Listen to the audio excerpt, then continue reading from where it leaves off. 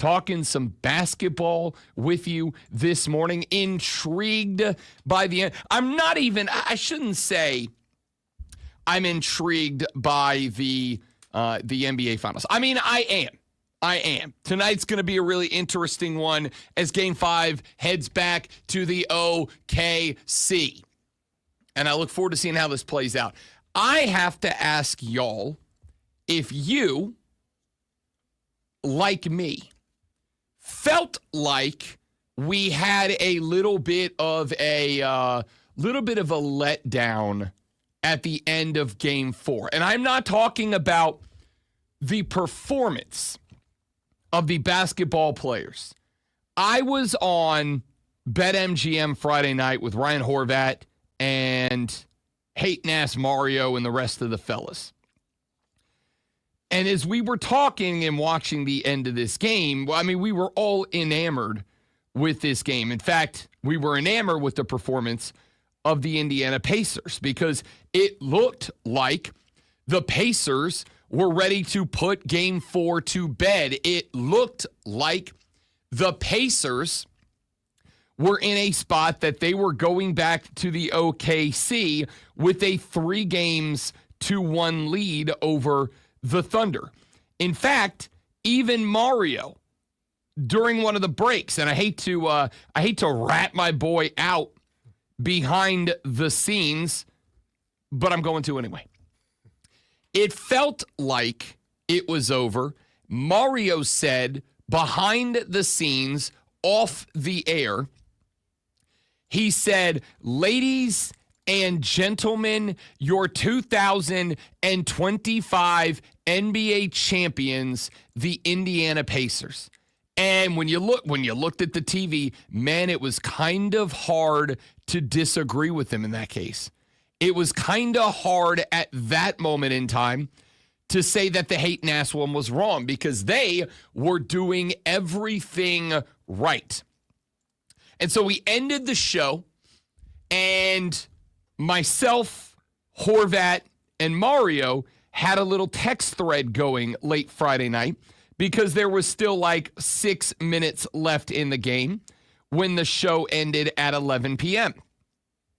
And so myself, Horvat, and Mario jumped into a little text chain and started talking about the game. And all of a sudden, we look up, and the Thunder are back into this thing. And all of a sudden, we look up, and SGA, who had like 10 points going into the fourth quarter, SGA all of a sudden has 28. And he's chipping away to 30, and then he's chipping away to 32, and then he ends up with 34. And so there was this really interesting moment where I texted Mario with a couple of minutes left in the game, and I was like, here come the Thunder. And Mario says, I am going to have to go check back up because the way we were playing, there's no way the Thunder should have been back into this thing. I said, you know what? I agree. So I dialed into the game, and I have to say that I think I got really frustrated in that it felt to me as if the officiating late in that game created an opportunity that was not there for most of the game. And it did so for Shai Gilgeous-Alexander. And there was one particular moment that I texted Mario back, and I said, buddy, you may still win the NBA Finals, but you will be going back to Oklahoma City tied at 2 games apiece. And he said, what are you talking about, Rob? And I said, I would like to welcome back to the main stage the extender. Scott Foster's back, boys. He is back. The play that made me say that.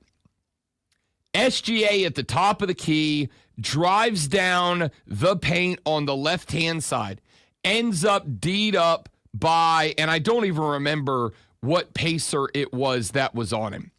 But one of the Pacers ends up D'ing him up. Good body movement, good body control, hands up, palms out, chest forward, good defense. SGA gets into his chest, and he throws a forearm shiver that Derek bleeping Henry would be proud of. Puts the forearm to the chest, and again, I know that like a push-off, unfortunately, a push-off is to some degree subjective. A push-off, how far that forearm can extend, is to some degree subjective. As somebody who played a physical style of basketball, I wasn't good, but that was the style. As somebody who played a physical game of basketball, if a guy gets into the chest and extends and that elbow comes, less than 45 degrees, I'm not calling a push off on that. All right? If it's just a little bump and a little flex, I'm not calling the push off there. SGA goes entire forearm like a professional wrestler would be proud of this move. Entire chest covered by SGA's forearm, and he throws that forearm out all the way. I mean, full extension. It's not 45 degrees. It's not 80 degrees. It's not even 90 degrees all the way out. It's like 110 degrees. I thought my man hyperextended his elbow on that. And now that in and of itself was a bad enough moment that I would have looked at and said, my guy, blow the whistle. That is clearly, and I would pull the video of that and I would put it into a highlight reel and I would use the video of that to teach future NBA refs exactly what a push-off was. It was the definition of a push-off. Dude did not have a 90-degree bend in the arm. It was 110, hyperextended. I thought SGA was going to be in the hospital because he had blown his elbow out. I thought my man was going to get Tommy John. That's how far out that elbow got extended. And if that wasn't bad enough, then after the push-off, which, by the way, worked, but defender didn't go flying backwards. He kind of took the step back. SGA goes for the step back, but he kind of loses the gather a little bit. And as he's falling backwards, the ball comes back up. He kind of recollects it and then very clearly travels backwards 2.5 steps before he puts up the fadeaway. So it's hyperextension. It's step back, half a step back. And then he puts the ball up. And my favorite video of the whole thing is that if you watch it, there's a camera angle from the other side of the court looking down towards this happening. And you can very clearly see the push-off because you're looking at it from SGA's right shoulder from the other side of the floor. So you're looking at his right shoulder, which means that when he extends that elbow all the way out, you can see the full extension of the arm all the way out. And then you see him, travel backwards. And as he travels backwards, there's Scott Foster watching this on the baseline. His eyes are saucer plate wide. He's staring right at it, and he just doesn't call anything. So I texted Mario at that moment. I said, that's it. We're going back to OKC 2-2.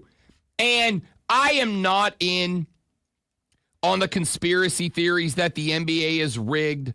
I am not in on the conspiracy theories that the NBA influences games. I am not.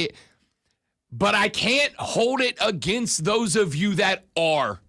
After that moment, I cannot hold those of you that believe the NBA is influencing games, especially to promote their guy. Because let's call it a buck.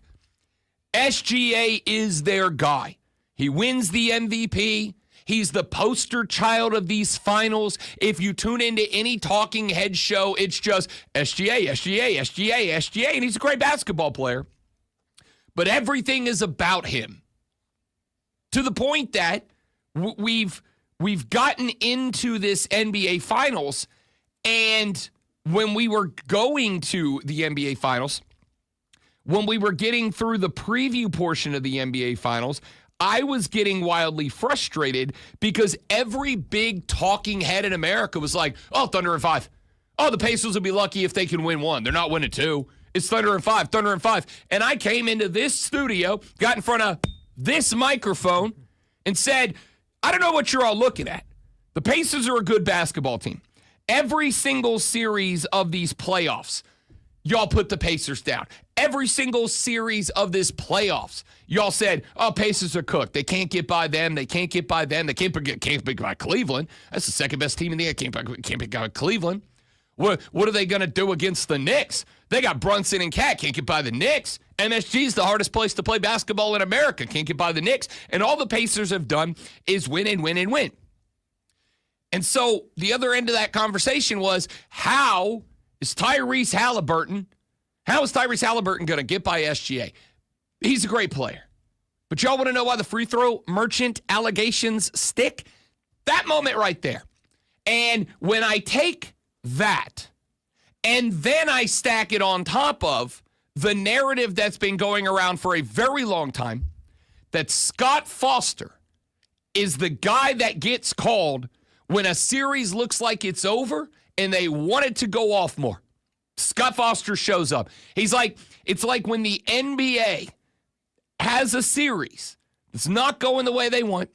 They point a spotlight at the sky, but instead of a bat on it, it's got a whistle on it. And out of nowhere, from the shadows, emerges Scott Foster to extend a series. Again, not a conspiracy theorist. Not saying or arguing that Scott Foster comes in and influences series the way that the NBA wants them to go. I don't buy into that. I don't believe it.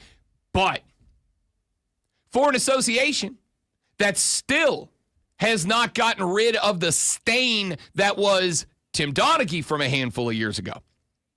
And oh, by the way, if you recall, Scott Foster and Tim Donaghy had some sort of relationship while Tim Donaghy was a ref in the NBA. So for a guy who had some sort of, I don't know exactly what it was, I don't know how often they talked, I don't know any of that, but for a guy that had some sort of a relationship with Scott Foster to be called into this game, a game in which the Pacers were in cruise control for about 46 minutes, 45 minutes.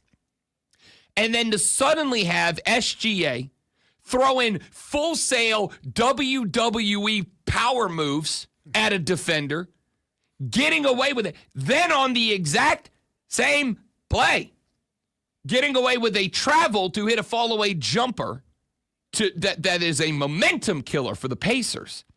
For all that to go down, I am not saying that the call was made, that the NBA influences individual games or individual series or any of that. I'm not saying that's true. What I am saying is I can't beat up on you that think that is what's happening. I can't bust up those of you that said, Scott Foster's here, Thunder are winning this series, or at least this game. Scott Foster's here, Thunder are winning this game. We're going back to the OKC Tide. It is tough for me to make that argument when it was, I thought, a relatively well-officiated game until the last few minutes, and then all of the sudden, I got SGA out here throwing clotheslines from hell, brother, and traveling, and there's a video of Foster from the baseline just staring at it and shrugging like, hey, it was a great play. No, it wasn't. No, it wasn't. Even if you don't call the push-off, call the travel. I mean, call the push-off because it was a push-off. But even if you're not going to call the push-off, call the travel. And when those things all line up, and then SGA gets the bucket, here we go back the other way, and all of a sudden the entire game is flipped on its head, it's frustrating. I'm not a Pacers fan, just so we're clear. I am rooting for a 7-game, entertaining, engaging, adrenaline-packed series. I want this thing to go to the wire, and I want my blood pressure through the roof, not just because I'm fat and out of shape, but because it's a great basketball series. That's what I want. But I don't want it if that's what it takes to get there. I don't want it if moments like that are going to be the takeaway. I texted Horvat back. I asked Cody Decker on Saturday the same question. I said, is it dramatic of me? And I'll ask those of you out there across America, is it dramatic for me to say that after 3 games, I was locked in on these NBA Finals? I thought they were spectacular. And in the last 5 minutes, 10 minutes of Game 4, I kind of lost that a little bit. Everything that had been built up in this series, all of the back and forth, all of the adrenaline, the excitement of all of the planning my nights around this series. Hey, babe, love you so much. Don't make plans tonight. And if you already did, cancel them, because I'm going to be in front of the 65-inch watching SGA v. Tyrese. All of that just kind of fluttered away in that moment because of that moment. Is that dramatic? As an NBA fan, should I be used to that? Should I be accepting of it? Should I just go, oh, that's the way it is? Am I alone in that? Did anybody else see what I saw and go, that sucks, man? That sucks, because for the first time, it kind of felt like there was a narrative in play. There was a narrative in play that they wanted to see. And here comes Scott Foster, a dude that we have made jokes about. I got a meme saved on my phone of like a movie poster, like an old Francis Ford Coppola film. And it's got Adam Silver in the background on a phone. And then it's got Scott Foster and in like the Godfather font. And like the Godfather font underneath it, it says The Extender. And it's like, when you need the series to go 7, you call him The Extender. Super dramatic. I sent it to Mario. It was a joke. Like, as a joke, I sent that to him at halftime. I'm like, you know he's coming.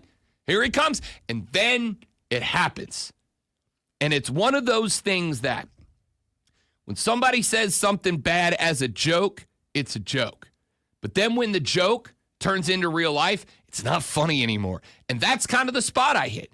I kind of hit a spot where I went, I've been so excited about this series as an NBA fan, as a small market NBA fan. I'm super pumped because the only thing better than 2 small market teams getting into the NBA Finals is 2 small market teams having a kick-ass NBA Finals. And I thought we were doing that. That happens. And it's like, bro, association. You're never beating the charges, are you? You're never after Donaghy and after all these other things and the Luka trade turning into Dallas getting the number 1 overall pick. After all of that, we were putting it all in the back of the noggin. We were storing it away for later, and we're just going to dial in and enjoy this series. And after all of that, that one moment made me look at the TV and go, NBA's never beaten the charges, boys. It's just going to be accused of being a rigged league forever, and that sucks. All right, we got a lot we got to get to. We got the College World Series go down. How about the Coastal Carolina Chanticleerly very good at baseballs over there in Myrtle Beach? Well, from Myrtle Beach now, they're in Omaha, Nebraska, and ladies and gentlemen, they are 1 win away from reaching the College World Series Finals. We're going to get to that coming up here in a little while. We're going to talk a little bit about the U.S. Open at Oakmont because some cat named JJ went out there and had himself a day yesterday. We'll talk about how JJ Spaun ended up winning the U.S. Open at Oakmont. 1 player below par. And I heard my guy, Taylor Swift heart hand emojis. I love you, Cole Bryson. I saw Cole put up a post on Facebook last night that I'm going to shred coming up here in a little while. My man John in for Lonzo today. I am Rob Brown. Don't go anywhere. We are back right after this on The Rob Brown Show and the Fan Upstate.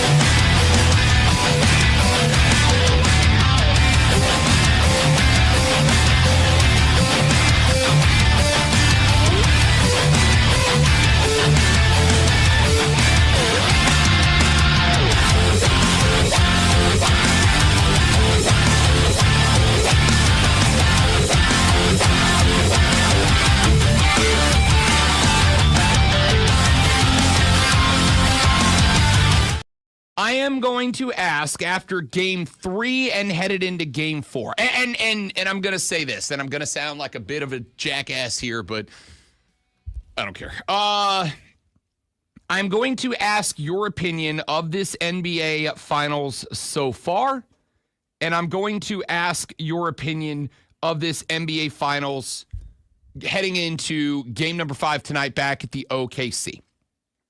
And before I ask your opinion, I'm going to say this.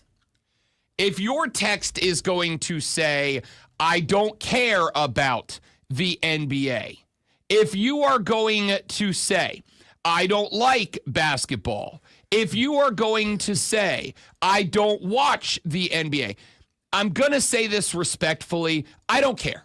Okay? I don't care. Like, respectfully, I don't care. I get it. I understand. Every time that I talk NBA, I get a bunch of texts from people that are like, oh, nobody cares about the NBA. They're a bunch of this, and it's all that, and it's whatever. Okay, cool. Like, I get it. You don't like it. That's fine. It's not for you. That's the guy that, like, sees other people having an interaction on social media about something they don't like, and they're like, I gotta fire off this tweet to make sure everybody in this chat knows that I don't like that thing that they're okay, cool. Like, then don't get involved with the conversation. That's fine.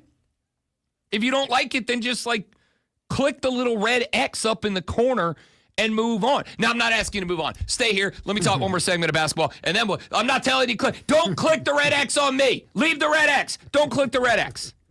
I'm just saying, if your text is going to be, Rob, I hate basketball. Rob, the NBA sucks. Rob, it's rigged. Whatever. Well, actually, not if it's rigged. If you think that it's rigged, I will read your text. And by the way, the Hub City Spartanburger text line is open at 844-326-3663, 844-FAN-FONE. Shoot me your text. I am genuinely curious as to where you are on this NBA Finals after 4 games, because I'll tell you where I'm at.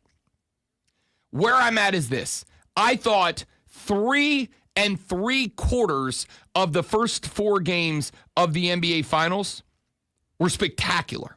I thought Indy's game 1, where they went to the OKC, 10.5-point dogs, and stole that win with a clutch Tyrese Halliburton, not even fourth quarter, final minute and a half of that game, I thought was as entertaining as I've seen in a long time. I thought game 2, the Thunder looking at the Pacers and going, no, we ain't doing that, and running them out of the building was fantastic. I am a person who can take great enjoyment in a blowout if it is part of a story.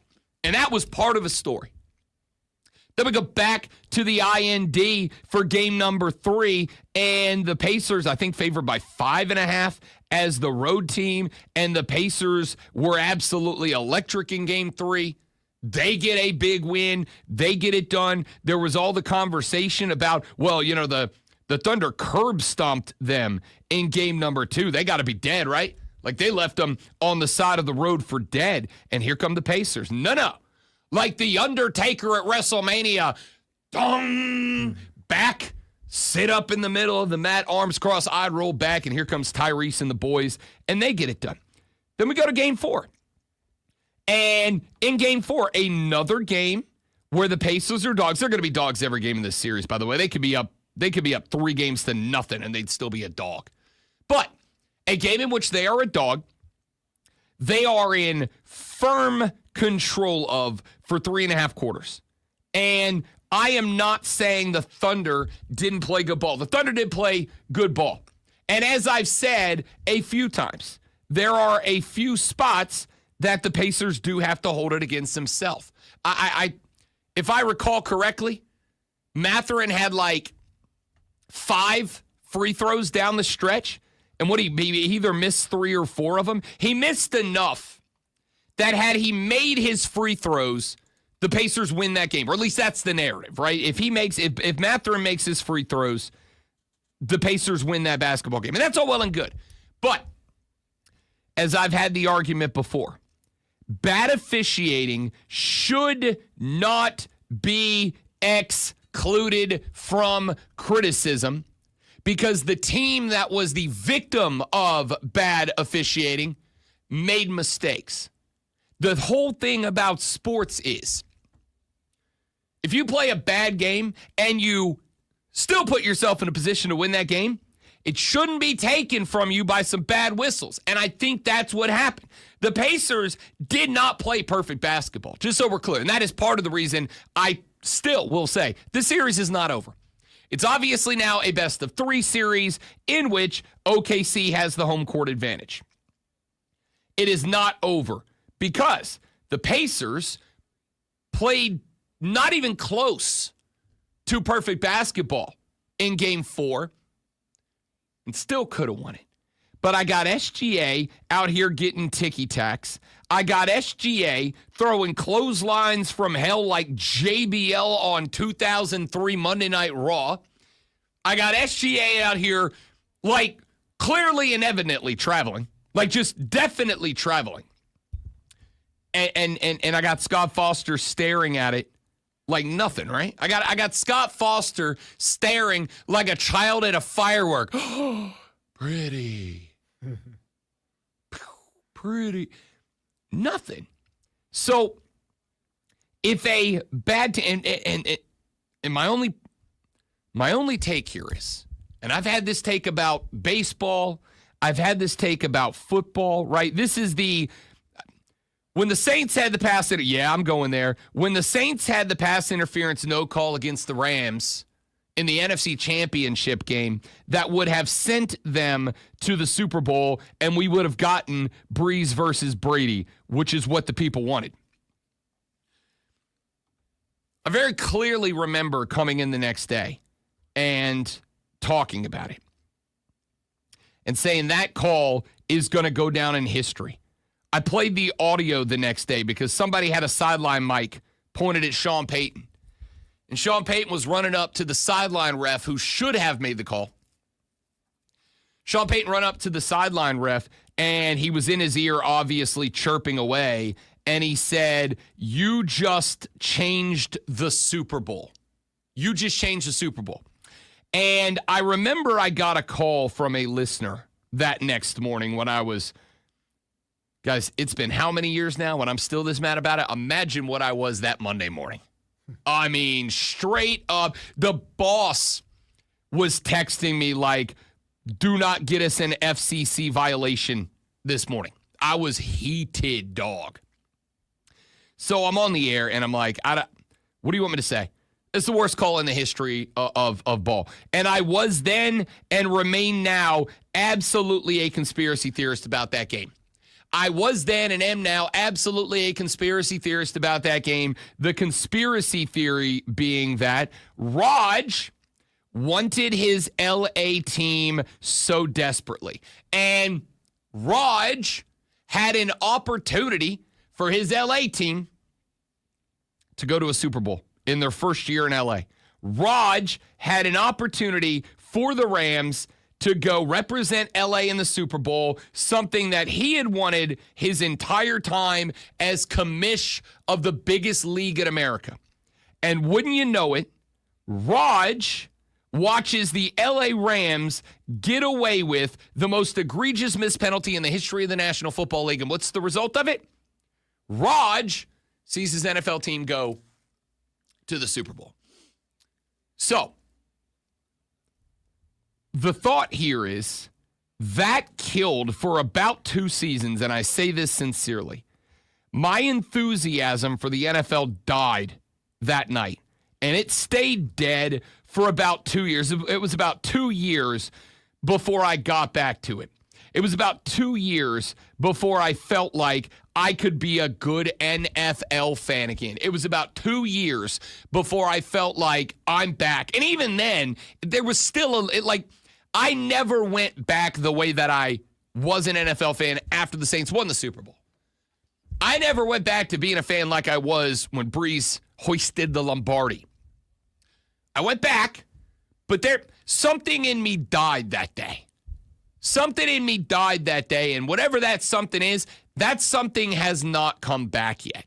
So my fear is if this NBA Finals goes that way, if this NBA Finals sees another game where I am watching SGA get away with WWE finishers, if I see another game where SGA is very clearly and obviously traveling close to the bucket and being allowed to knock down the shots because of it, if I see another game that has calls like that,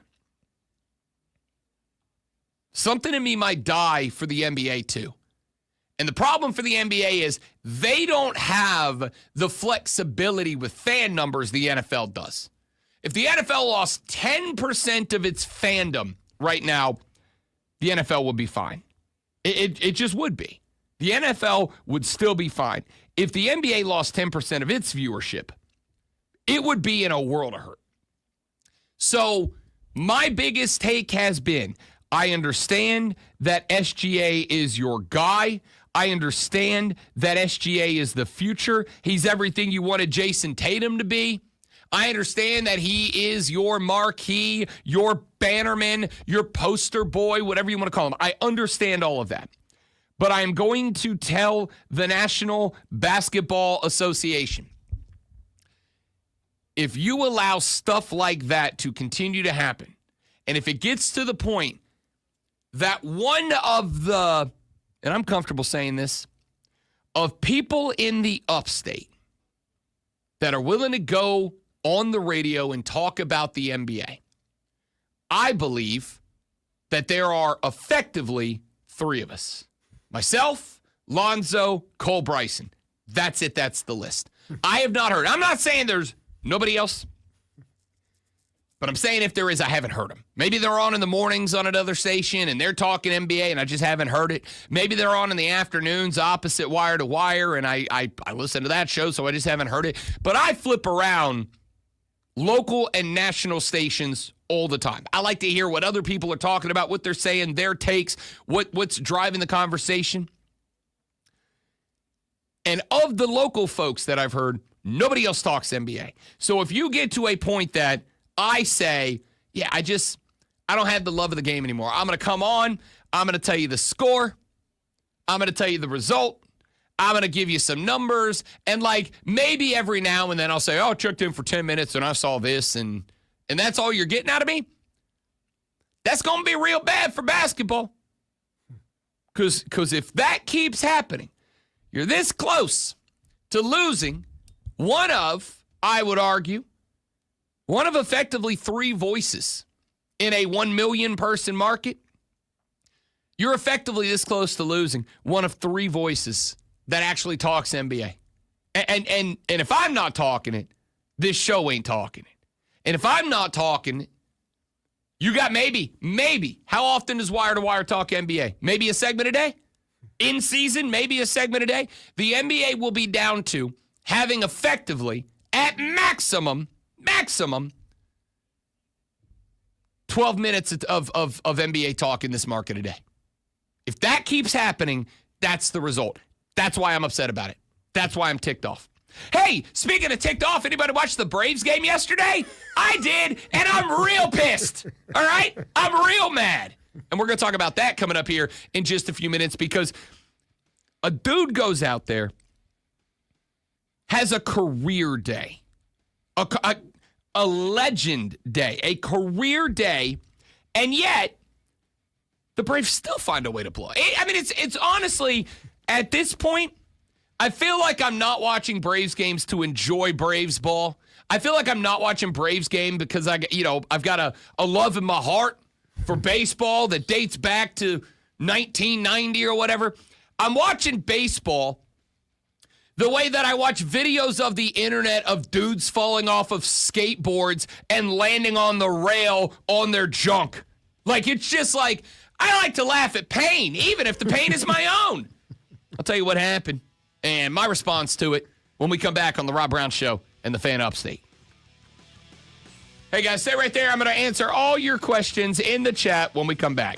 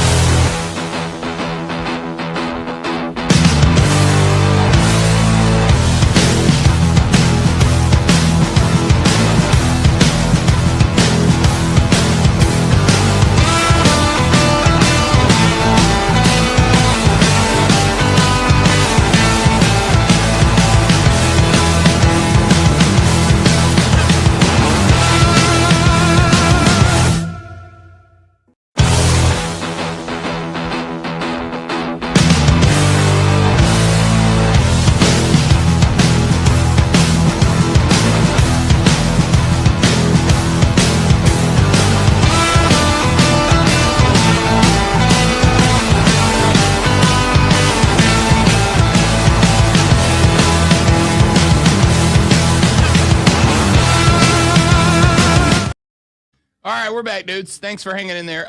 Let's see here. Good morning, Lonzo. Lonzo is, well, sun's coming up. So Lonzo's probably shirtless on a beach in Myrtle Beach shirtless in Myrtle Beach right now. No one's Zoe. Oh, you're good, man. You can walk through. You ain't got to hide from the camera. You're on it the whole time anyway. Wesley said, heading to Indy Thursday, go Pacers. Nice. Kane said, I swear to God, I'm about to click the red X. Don't do it, Kane. Don't do it. I appreciate you not clicking the X, buddy. Need all the love we can get. Wesley said, would it have been worse to see the Saints lose in the Super Bowl? No. I mean, it would have hurt. But I would rather lose because a team beat us, right? And my whole take on that was the Saints gave themselves 25 seconds. Or the Saints did not lose that game, right? Like, did they play well enough to win? Yes. Despite the fact that they did not play perfectly, they had the opportunity to win, and it was taken from them. If you play bad football, basketball, baseball, soccer, whatever, and you still give yourself a chance to win, then you should still win, all right? Don't hit me with the, well, if they had played better, the call wouldn't matter. No, I'm not in on that.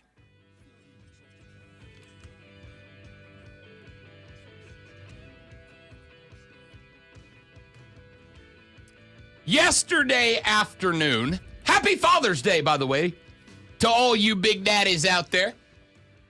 Yesterday for Father's Day, I didn't do anything. My father passed away when I was 25 years old, so Father's Day for me is usually sitting around and celebrating my dad by watching some baseball, drinking a couple of ice-cold Miller Lights. Don't judge me. That was his beer of choice. Watching some baseball, drinking some cold Miller Lights, maybe throw something on the grill or something, whatever. So I got a text from a dear friend of mine who is a new father and decided to take, well, I guess new father, his kid's like 6 or 7 now. But he's got 2 kids, just had another baby. And decided he and his wife, he wanted for Father's Day to head on over to the ATL and go watch the Braves play. Because the Braves were playing the Rockies. And the Rockies are, and I've done the math on this, real bad at baseball. So the thought was, if he is going to take his 2 children over to a baseball game in Atlanta, because that's how he wants to spend his Padres day, doing it against the Rockies, it's like a gift from the universe, right? If you're a Braves fan and this team's as bad as it is, and you want to go over, especially if, like my buddy does, you have a young son or a young daughter that is like in that developmental age, right? They're like starting to catch the things that you like and don't like, and they're starting to maybe mirror you a little bit, starting to pick up on the things that you like and like them, and pick up on the things you dislike and dislike them.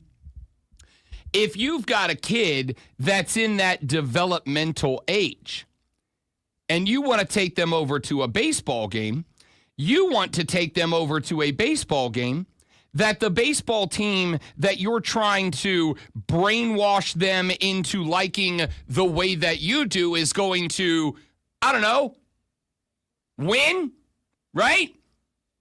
Kids, and a lot of you adults, including me, are more likely to be invested in and to love a team that they get to watch win.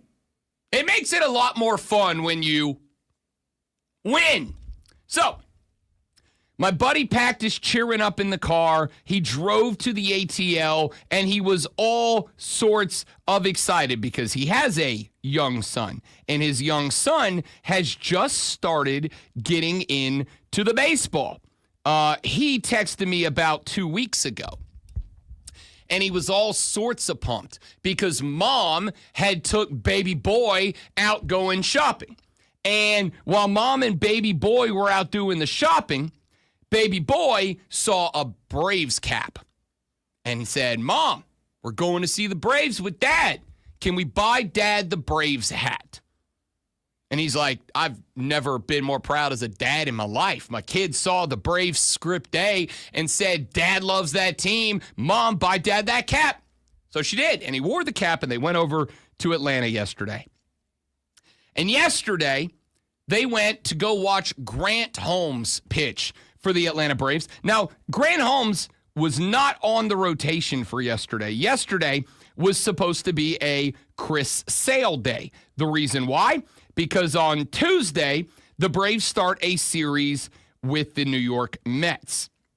The Mets currently second place in the NL East. It is a massive series if you believe that the Braves can find their way back into the playoffs. I don't, so I don't care. But, Brian Snicker and Alex Anthopoulos and the boys in the dugout, they're still going to pretend as if the Braves have a chance. So they said, let's take our ace, let's take our dog, let's take our guy, let's take probably our only all-star on this roster in Chris Sale, and let's save him up for Tuesday when the New York Metropolitans come to town. It's just the Rockies. Let's send Grant Holmes out there. And honestly, I'm fine with that. Okay? I don't think we're going to the playoffs, so I don't really care. It doesn't matter if we beat the Mets or not. We're getting bounced. But there's some pride, right? You want to beat the rival, so fine, whatever. Grant Holmes goes out to the bump. Grant Holmes was sitting on 10 strikeouts for the day. Now, again, Rob Brown sitting at the house. It was Father's Day. My dad's dead. I had nothing to do. Okay? So I'm sitting at the house. The buddy texts me from the game, and he's like, hey, man, Braves by 50. I brought the boy over. It's his first big league game. He's never seen a field. My man sending me pictures. His boy looking at the field for the first time, watching the fellas play catch in the warm-ups. And I'm like, dude, I'm so happy for you, brother. This has got to be, I'm not a dad. I don't want kids. But I imagine that if I did want to be a dad and if I did have kids, that taking them to their first big league game would have to be like one of the greatest moments of fatherhood. And my man goes over there, and we're watching. So I decide I'm putting this on the big screen. I got the Braves on the big screen. I haven't watched the Braves on the big screen in 3 weeks. I got the Braves on the big screen. I got the College World Series or whatever was on in the daytime. I got the NASCAR race, final round of the U.S. Open on all the TVs in the Brocade, but I put the Bravos on the big screen because I'm like, hey, even if we suck and I'm real sad, we're going to sweep the Rockies today, man. And here goes Grant Holmes, strikeout 1, strikeout 2, strikeout 3, strikeout 4, strikeout 5. Remember, Spencer Strider just a day and a half ago racked up 13 Ks. I'm like, damn, maybe we can pitch our way into relevance. Strikeout 7, 8, 9, strikeout number 10.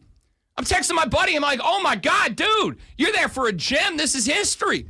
Look at Grant Holmes out there doing the damn thing. And you're in the building. It's 1-0 Rockies, but it's like it's 1-0 Rockies.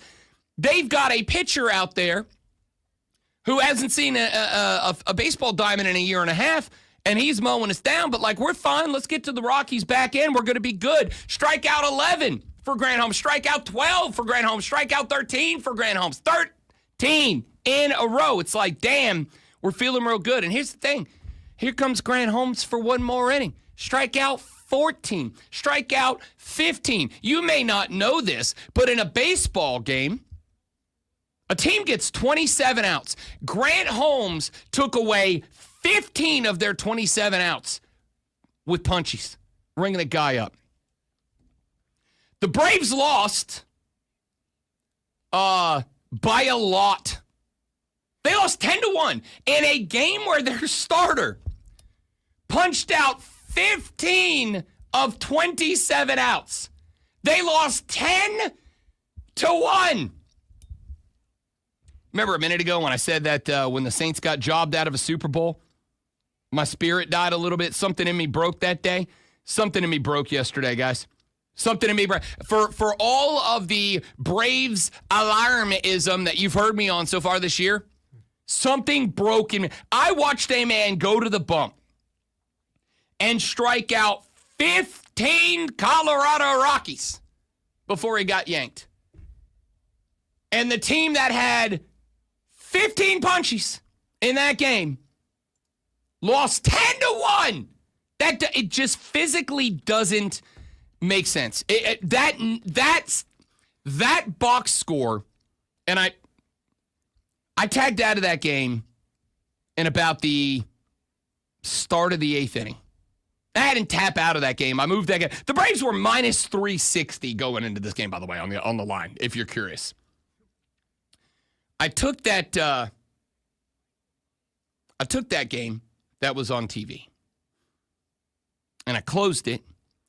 And I have, at any given time, I have that TV. I have 2 more TVs on the walls. I have, if I wanted, another TV that I move in and put on the floor. I got 2 laptops. I got a tablet. So on like a big sports day, I'll have them all going.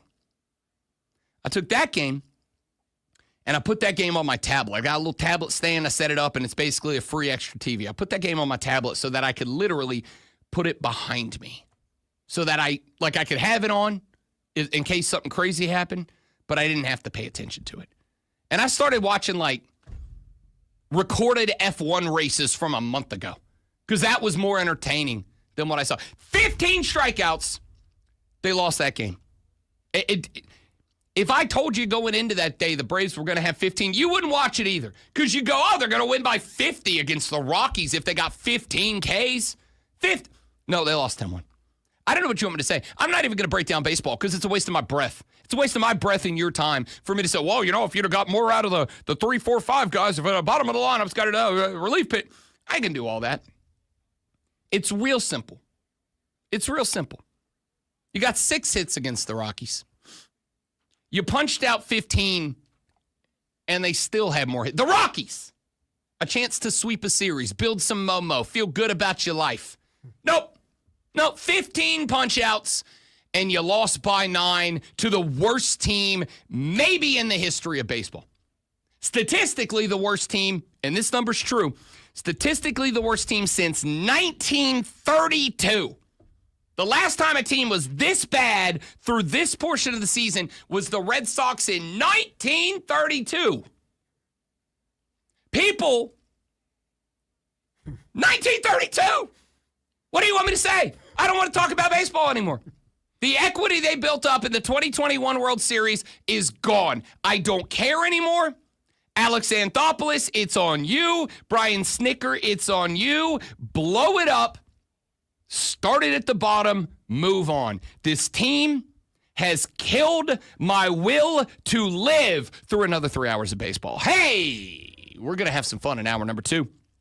I got the water cooler cheat sheet coming up. Top 3 sports stories you need to know as you head into the office on a Monday morning. We're going to get into that. We're going to talk U.S. Open at Oakmont because holy crap, what a Sunday we had. We're going to talk a little Stanley Cup Finals. That next game is going to be tomorrow night, so we'll get ahead of the draw there. We got so much to get to, and of course, you're welcome to participate at 844-326-3663. Before we do any of that, ladies and gentlemen, we got to do this. The NBA Finals resume tonight with Game 5 between the Thunder and the Pacers back in Oklahoma City. The series tied at 2 games apiece after a come-from-behind Thunder victory Friday night. The Thunder are favored by 9.5 tonight as the home team tip at 8:30.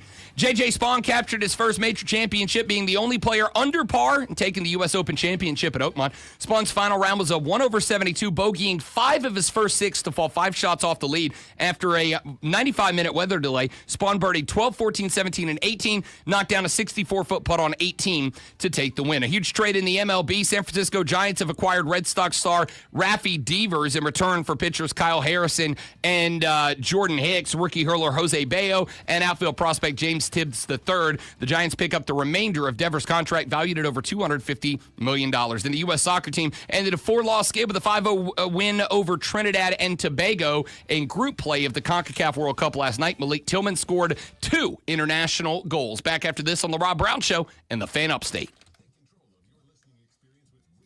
Jacob, I am done talking about the Braves for the day, unless I'm not. I don't know. We'll see how my...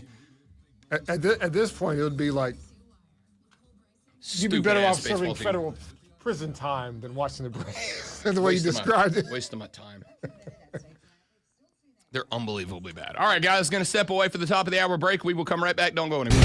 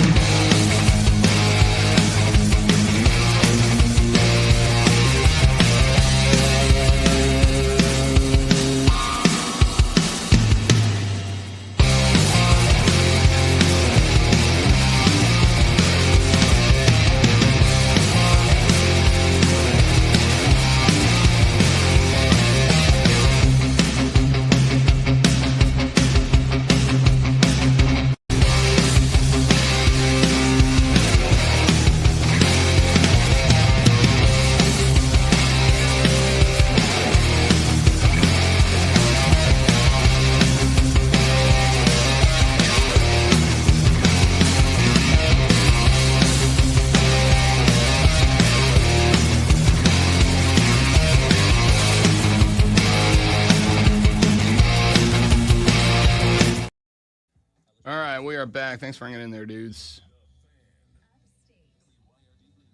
Yeah, no, Jacob. Same, dude. Same. Like that was kind of my thing, and I didn't want to get all, dumb emotional on it, but like I watched the Braves with my dad. So getting to watch the Braves on Father's Day was like a big deal for me, and that's what I had to watch.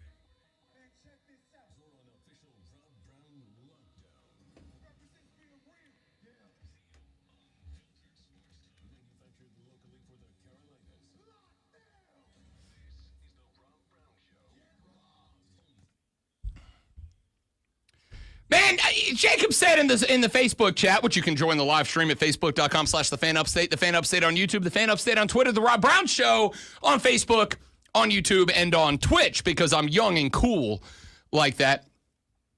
Jacob said, and I quote, literally, Rob, some of my first memories of being alive are watching the Braves, and I still just can't with them right now. I've been keeping up with Hub City to make myself feel better. I respect that. Shout out to the Spartan Burgers. It's the last thing I'll say. And then I'm done with the Braves for the day. I might be done with the Braves for the week. Honestly, I'm borderline done with the Braves for the year. So unless there's some massive changes, and even if there are, it doesn't matter, we're out of the race, all right? But even if there are, I don't know, we'll see. Jacob, I didn't want to say this in the last segment because I was already off the deep end, and I didn't want to come across as more dramatic, but your comment made me decide I'm going to go ahead and do it. Some of my best memories of my Father's Day yesterday, some of my best memories of my dad were watching Braves games. My dad was not a Braves fan per se. He was a baseball fan. Wasn't a Braves guy, right? He just liked the Braves because I like the Braves.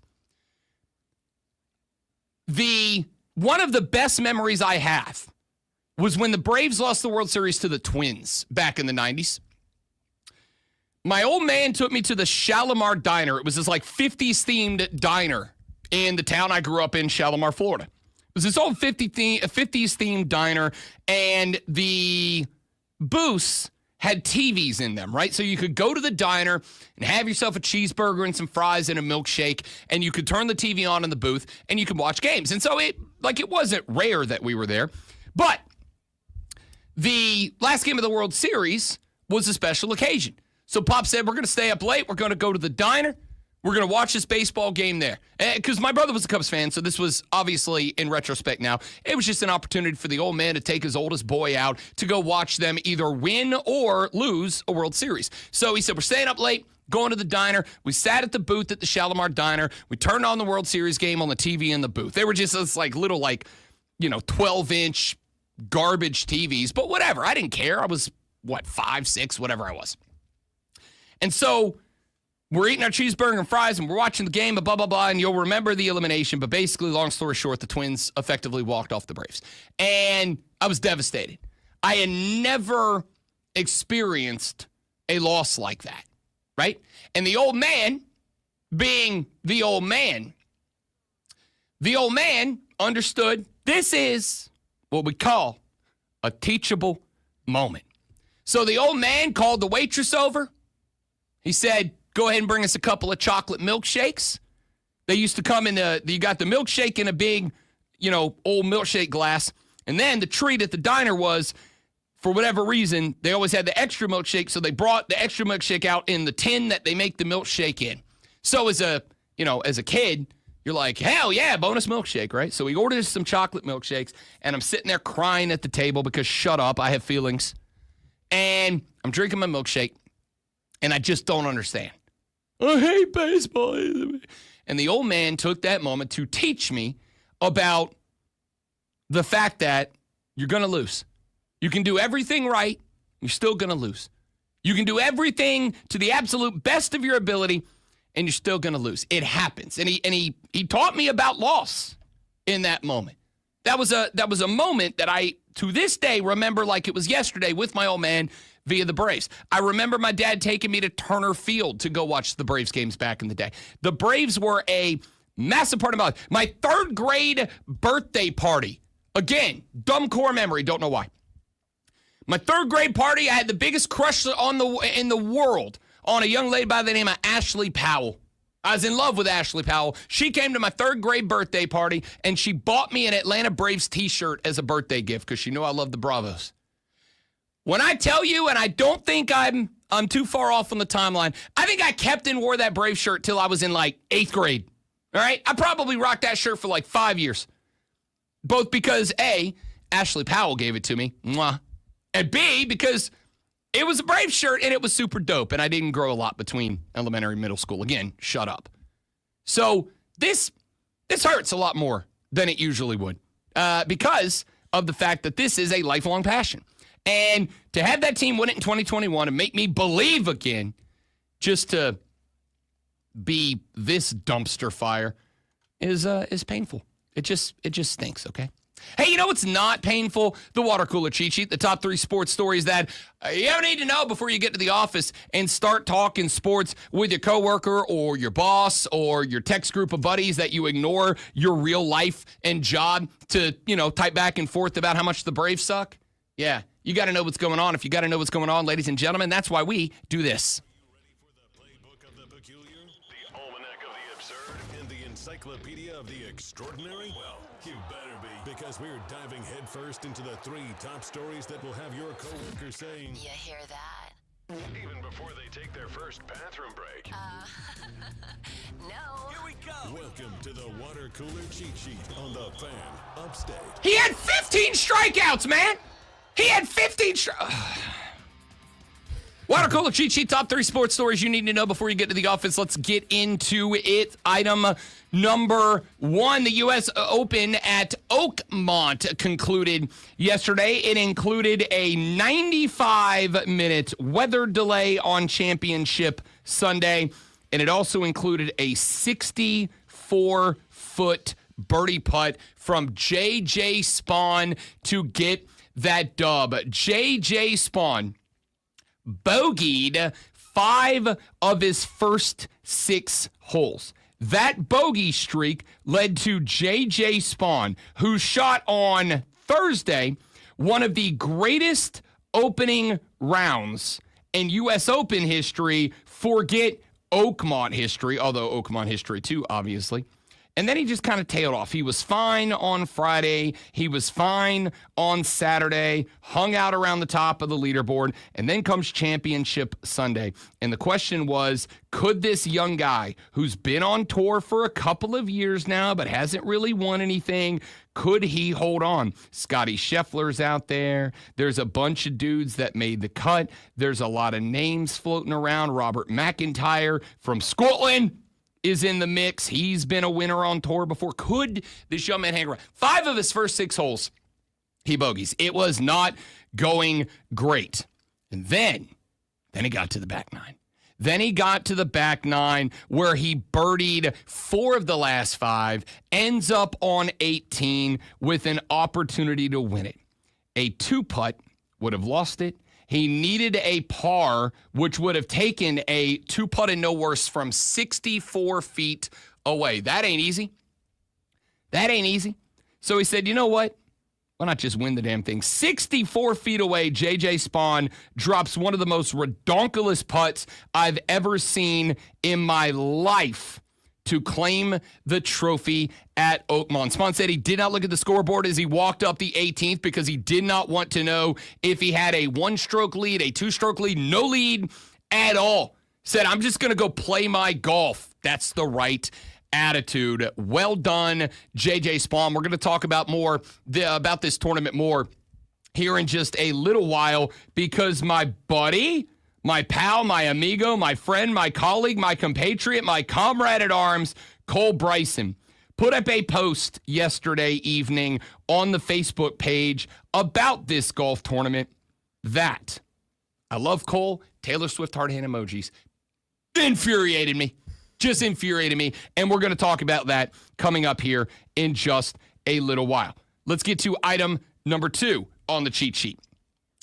CONCACAF Gold Cup underway yesterday. Malik Tillman scored twice as the United States built a 3-goal first-half lead that ended a 4-game losing streak. They rout Trinidad and Tobago 5-0 last night in the Gold Cup opener. Tillman's 2 international goals, his first 2 international goals last night. Brendan Aronson added 1. Haji Wright back into the mix. Been a minute since we talked about old Haji Wright. He shows back up. The 16th ranked Americans overwhelmed the Warriors of TNT last night. Victory in the Group D opener, came just a few days after the controversy of Christian Pulisic. His dad put up an Instagram post that was firing back at Landon Donovan's comments on Pulisic deciding not to play in the Gold Cup. We have heard comments from Tim Howard, from Taylor Twellman, from Alexi Lawless, from a bunch of former players saying it's a bad look. And I want to have that conversation later on because I do think that there is a happy middle ground and nothing else. Rob Brown wants to be a peacemaker, all right? I want to be a peacemaker. I want to bring peace unto the land of U.S. soccer, and I'm going to try to. We'll see. 70.5% possession rate for the Americans last night. They held a 21-3 advantage in shots against the Warriors. You will keep in mind there was maybe a bit of a revenge factor there because although it has been a while, Trinidad and Tobago were the team that back in 2017 knocked the Americans out of the World Cup and ended a streak of 7 straight World Cup appearances. The Americans have won their group in 16 of 17 Gold Cups. This was a good start to making it 17 of 18. Finally, item number 3, ordinarily the water cooler cheat sheet, involves games that have already happened. Today, it involves a game that is yet to happen. Game number 5 of the NBA Finals is tonight after a come-from-behind victory on Friday night. The Thunder able to tie the series up at 2 games apiece as we head back to the OKC tonight. Tip is scheduled this evening for 8:30 p.m. on ABC. The Thunder will enter this game as a 9.5-point favorite. However, the points total is the lowest that it has been so far. The point total on this game set at 224.5. A good chunk of that, I think, has to be the fact that in the last game out, for the first half, the Thunder were in Tyrese Halliburton's jockstrap from the tip. Man, this dude had no room to breathe. However, the rest of the Pacers were showing out. By the time that the Pacers got to the halftime whistle, they had played 10 dudes. All 10 of those 10 dudes had scored at least a couple of field goals at that point. So it kind of felt like the Pacers found their thing. In fact, they did found their thing because they led the whole first half.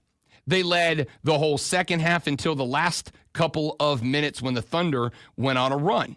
However, Robbie B has criticism, has critique. I thought we started getting into ticky-tack foul territory or just straight-up miscall territory down the stretch. I pointed out the play where SGA got away with a blatant textbook push-off, followed by a travel that was so obvious that I believe the astronauts on the ISS started blowing whistles because they saw it from friggin' outer space. It was not a good look.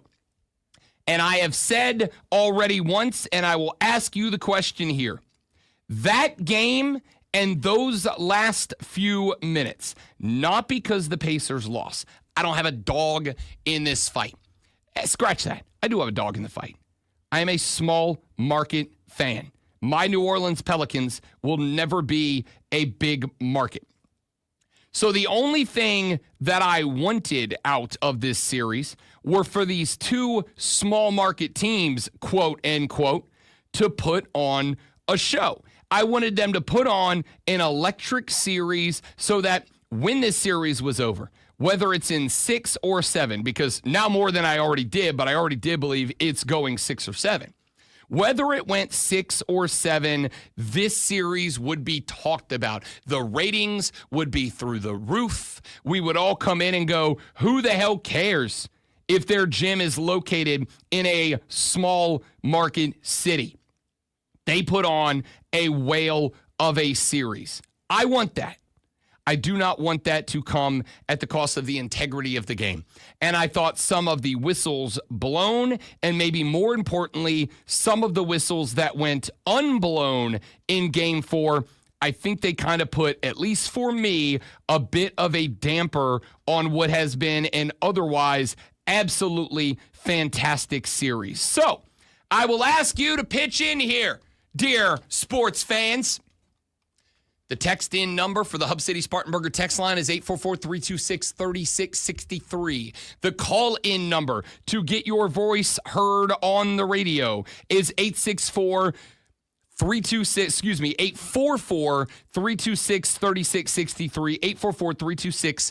844-326-3663. How do you feel about the final of Game 4? Do you believe, as I do, that it was poorly officiated in the last 5 minutes? And did that game put a damper on the NBA Finals for you? I say lovingly and respectfully. If you are picking up your phone right now to text me, I wasn't watching anyway, Rob. I hate the NBA, Rob. Basketball's dumb, Rob. I don't care. All right? Save your time. I'm not saying go anywhere. I love you. Thanks for being here. Taylor Swift heart hand emoji. I hope you don't go anywhere. I hope you'll stay a listener and a member of the Armada forever and ever and ever and ever. But if you are going to text me just to poop on the NBA, save your text. All right? I don't think anybody's now on the old text per month restriction anymore.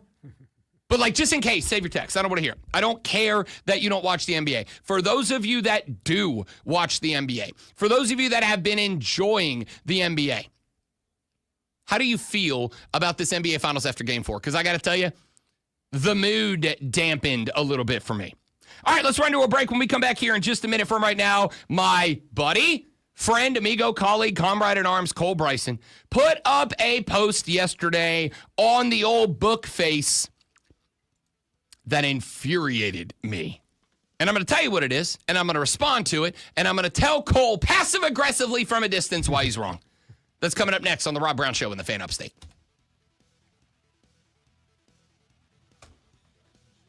Where was this team against Switzerland? First off, a portion of it, Steven, was 100% quality of competition. Switzerland is one of the best, I would say, probably 10 footballing countries on planet Earth, and that was against a large portion of their A team with a couple of reservists getting the start. So a little bit of it had a quality. That was my point after that game against Switzerland was I didn't expect to win. In fact, quite the opposite. I expected to lose that series or that game when it was all said and done. The issue I had in that game was that we didn't compete. The issue I had in that game was that we looked like booty cheeks. The issue I had in that game was it looked like we weren't trying. And for a bunch of dudes who were doing their best to try to earn reservist spots on the World Cup roster, damn, I expected some emotion, and we just didn't get it out of that. We got that yesterday. I was pleasantly shocked. I put that game on, expected to keep it on in the background, expected like a 0-0 or a 1-1 draw with Trinidad and Tobago. I took a break, went to the grocery store, came back, we were up 3-0. I'm like, okay, we can do it. Super, spectacular, amazing. I just wanted some damn competition, and I respected that. All right, stay right there, guys. I'll be right back.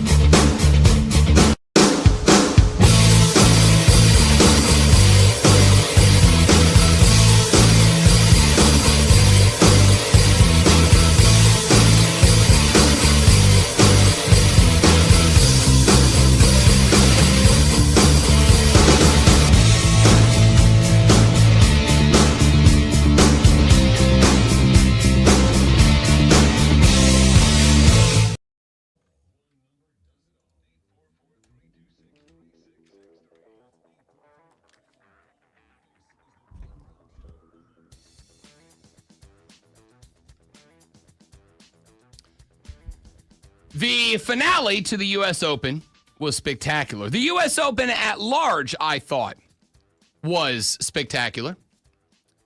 The appeal of that tournament going into me was from a place of somebody who plays the sport. Not well. I'm not a good golfer, but I do love the sport of golf. I play, if I'm lucky, 3, maybe 4 rounds a month tops. It's usually 1 or 2. But I enjoy playing golf. I hate playing golf. I enjoy the opportunity to play golf. Okay? What's the old expression? It's a old dad joke. Bad day golfing's better than a good day working. Am I right? I like golf. The reason that I like when the U.S. Open is at Oakmont specifically is because I suck at golf. Now, what I mean by that is this. When I go play golf, a larger than I'd like to acknowledge number of shots for me end up not on the fairway. They end up in pine straw. They end up in tall grass. They end up nestled next to a big old oak tree, or sometimes somehow like inside of the oak tree. And Rob Brown has to sit there and go, how the hell am I getting out of this jam? Rob Brown has to sit there and try to take a moment to quell the anger and the rage and to quiet that inner angry voice to just dial in on the next shot. Last shot doesn't matter. You are where you are. Line it up, hit the damn shot, okay? Like, be smart about it. That's the beauty of golf. Golf is a wonderful game that is as much, if not more so, about your mentality on any given shot than it is actually the physical. You gotta have the mechanics down. But if you're a good golfer, you get to a point, it's like shooting a free throw. The mechanics are the mechanics. You practice it, you get the mechanics down to where when you stand over a 5-iron, or you stand over that chip, or you stand over that 8-footer, you know the mechanics. Now it's about, let me make sure I'm going to hit it where it needs to go, the right shot, yada, yada, yada. But the mechanics are there. So it becomes a game for the top-level players that is more about managing mentality. And no golf course on the pro circuit is going to challenge the mentality of the world's best golfers more than Oakmont. J.J. Spaun wins the tournament. He is the only golfer that ends the day below par, or ends the tournament below par. 1 under wins the U.S. Open at Oakmont. And by the way, in order to get a 1 under and become the only player to end the tournament in the regulation 72 under par, J.J. Spaun had to knock down a 64-foot birdie putt. You want to talk about electric? My man's standing over a 64-footer. And it's like, all right, he's got to 2-putt this thing, and he's 64 out. He's going to be lucky to do that. Nope, he just drains it like Steph from the logo. Bottoms. So that tournament is getting fired up. And I see that there are some comments coming in on a post that was made on the Fan Upstate's Facebook page, which if you're on Facebook, please go like and follow that page. That is a page that you can watch every episode of both shows get streamed live. That is a page where your boy has been working to be more active on the social media world. I'm going to start posting some clips. As a matter of fact, I pulled about 12 clips from our 3 interviews last Friday about the NIL. I'm going to be posting some of those later on today. So check us out on Facebook, The Fan Upstate. But I see that there are some comments rolling in, and I'm like, oh, I wonder what that's all about. This is a weird time for those to start coming in. So I open up the Facebook, and I see a post from Cole Bryson.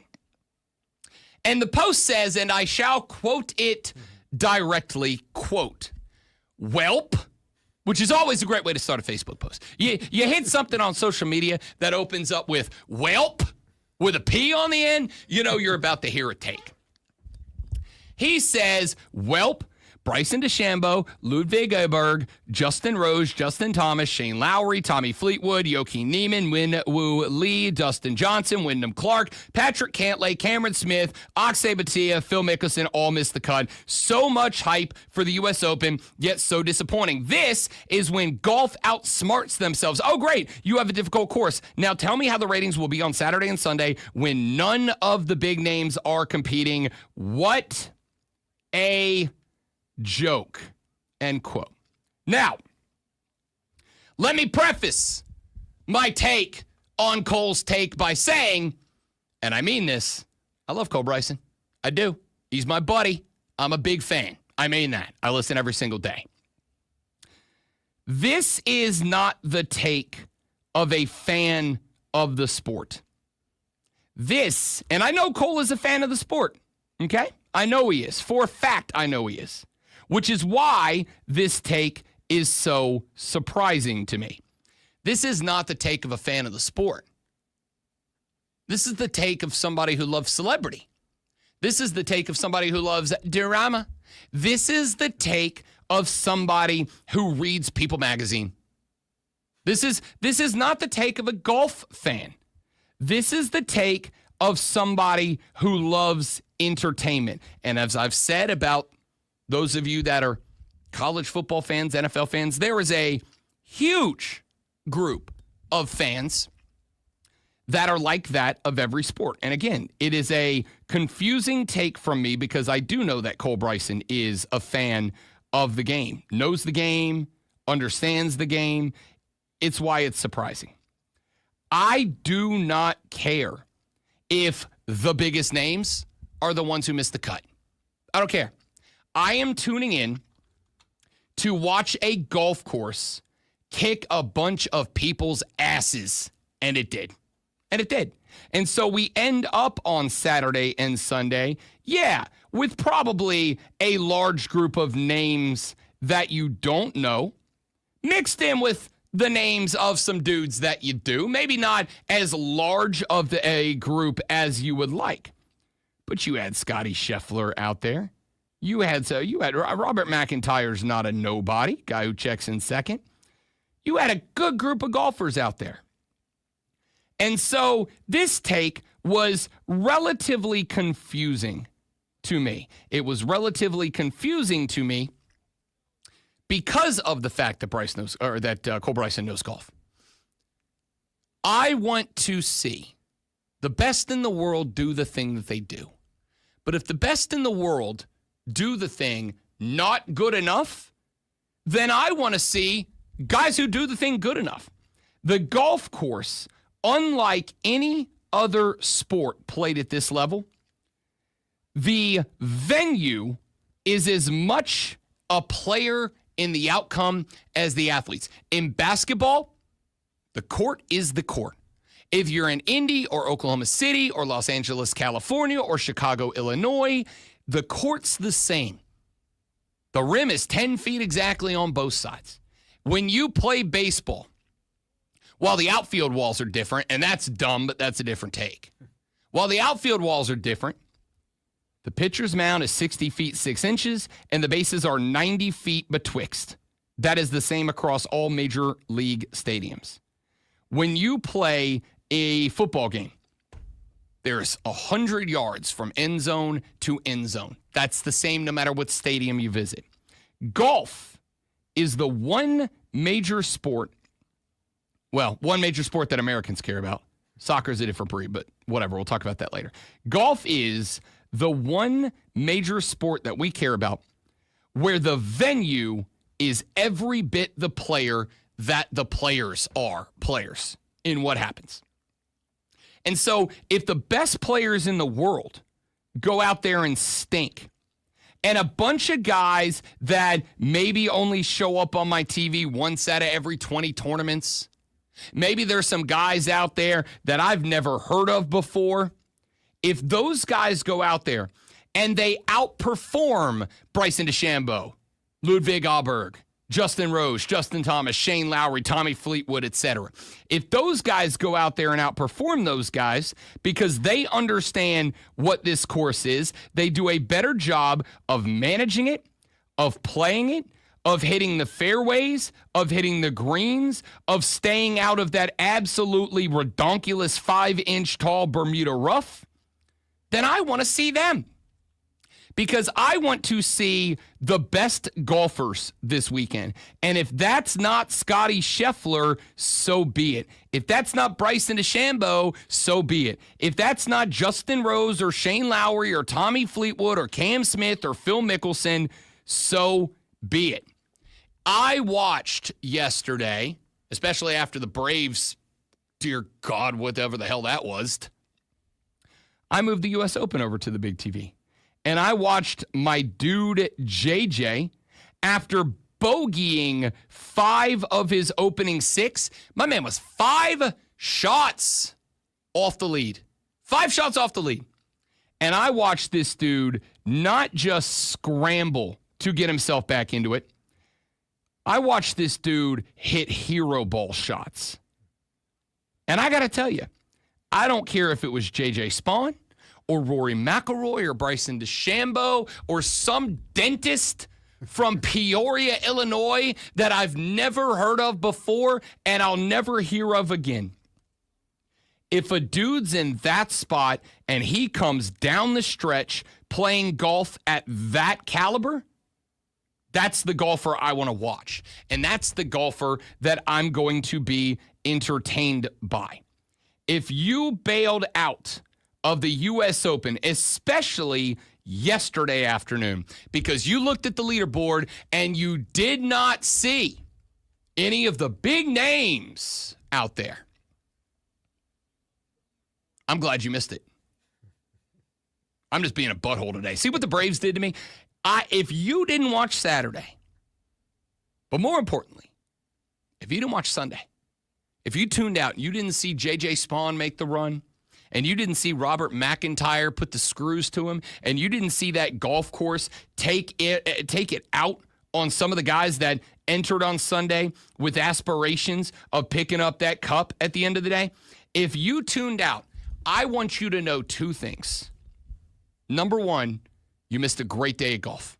I mean, a great day of golf. And number 2, I'm glad you did. I'm glad you missed it. I'm glad that you had to tune into Sports Center or whatever your highlight show of choice was last night. I am glad that you had to watch J.J. Spaun after bogeying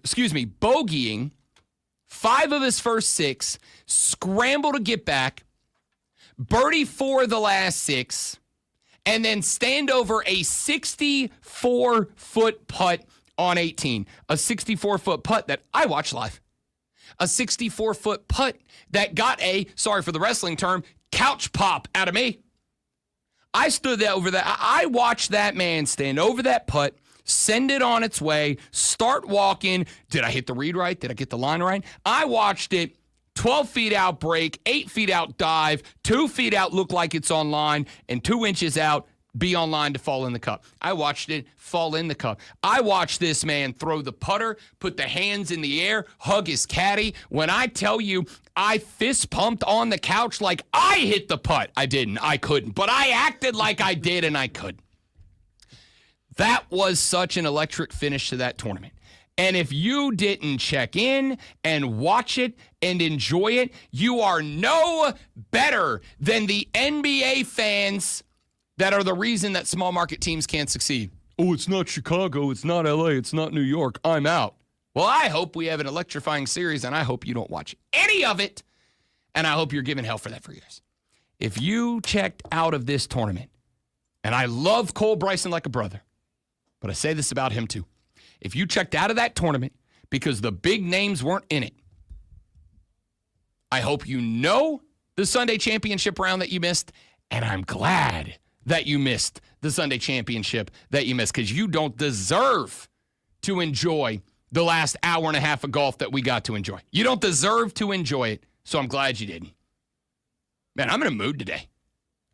This is a moment where if Lonzo was here, we'd go to a break, put us on the away screen, and he'd be like, hey, go outside and sniff a flower or something, you jerk. All right, let's take a break. When we come back here in just a minute, Let's check back in on the College World Series. How about the Coastal Carolina Chanticleerly very good at baseballs, as they are now one win away from the World Series Finals. Let's take a look at today's games. LSU and UCLA battling to follow Coastal into the winner's bracket on the bottom half of the bracket. Let's talk about the teams that have gone home, what went wrong, the teams that are moving on, what went right, the losers brackets, the winners brackets, and more on the Rob Brown Show in the Fan Upstate. Thank you, Scott and Lester. You guys get it. You know ball. You understand. Watching a dude. This is why the Pacers are so compelling, man. Nobody gave them a shot. And here they are tied with the Thunder, who were a minus 750 favorite. Like, if that doesn't do it for you, I don't know what will. That's a great take. I appreciate it. Be right back.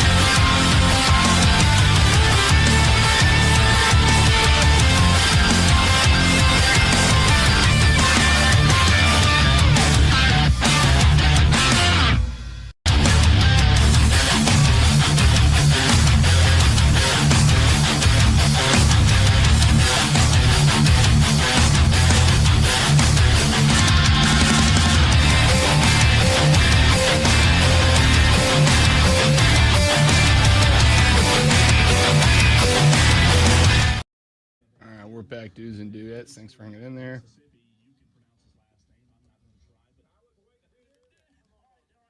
Lester, I got to tell you, I watched 30 seconds.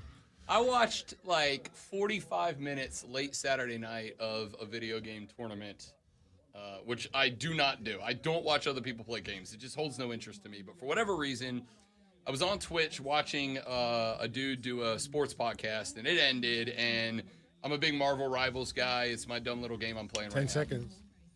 And over on the side, it was like Marvel Rivals, their official account is streaming, so I watched it.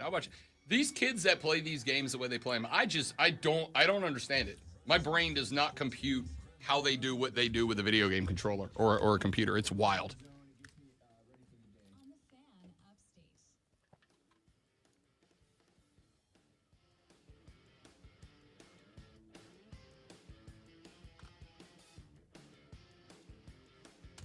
The Rob Brown Show back on your radio. It's the Fan Upstate.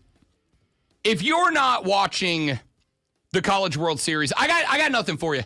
It's electric, man. And the Coastal Carolina Chanticleers are now one game away after knocking Oregon State into the losers bracket last night with a 6-2 win. Are one game away from playing for a college baseball national championship. And this team's good, man.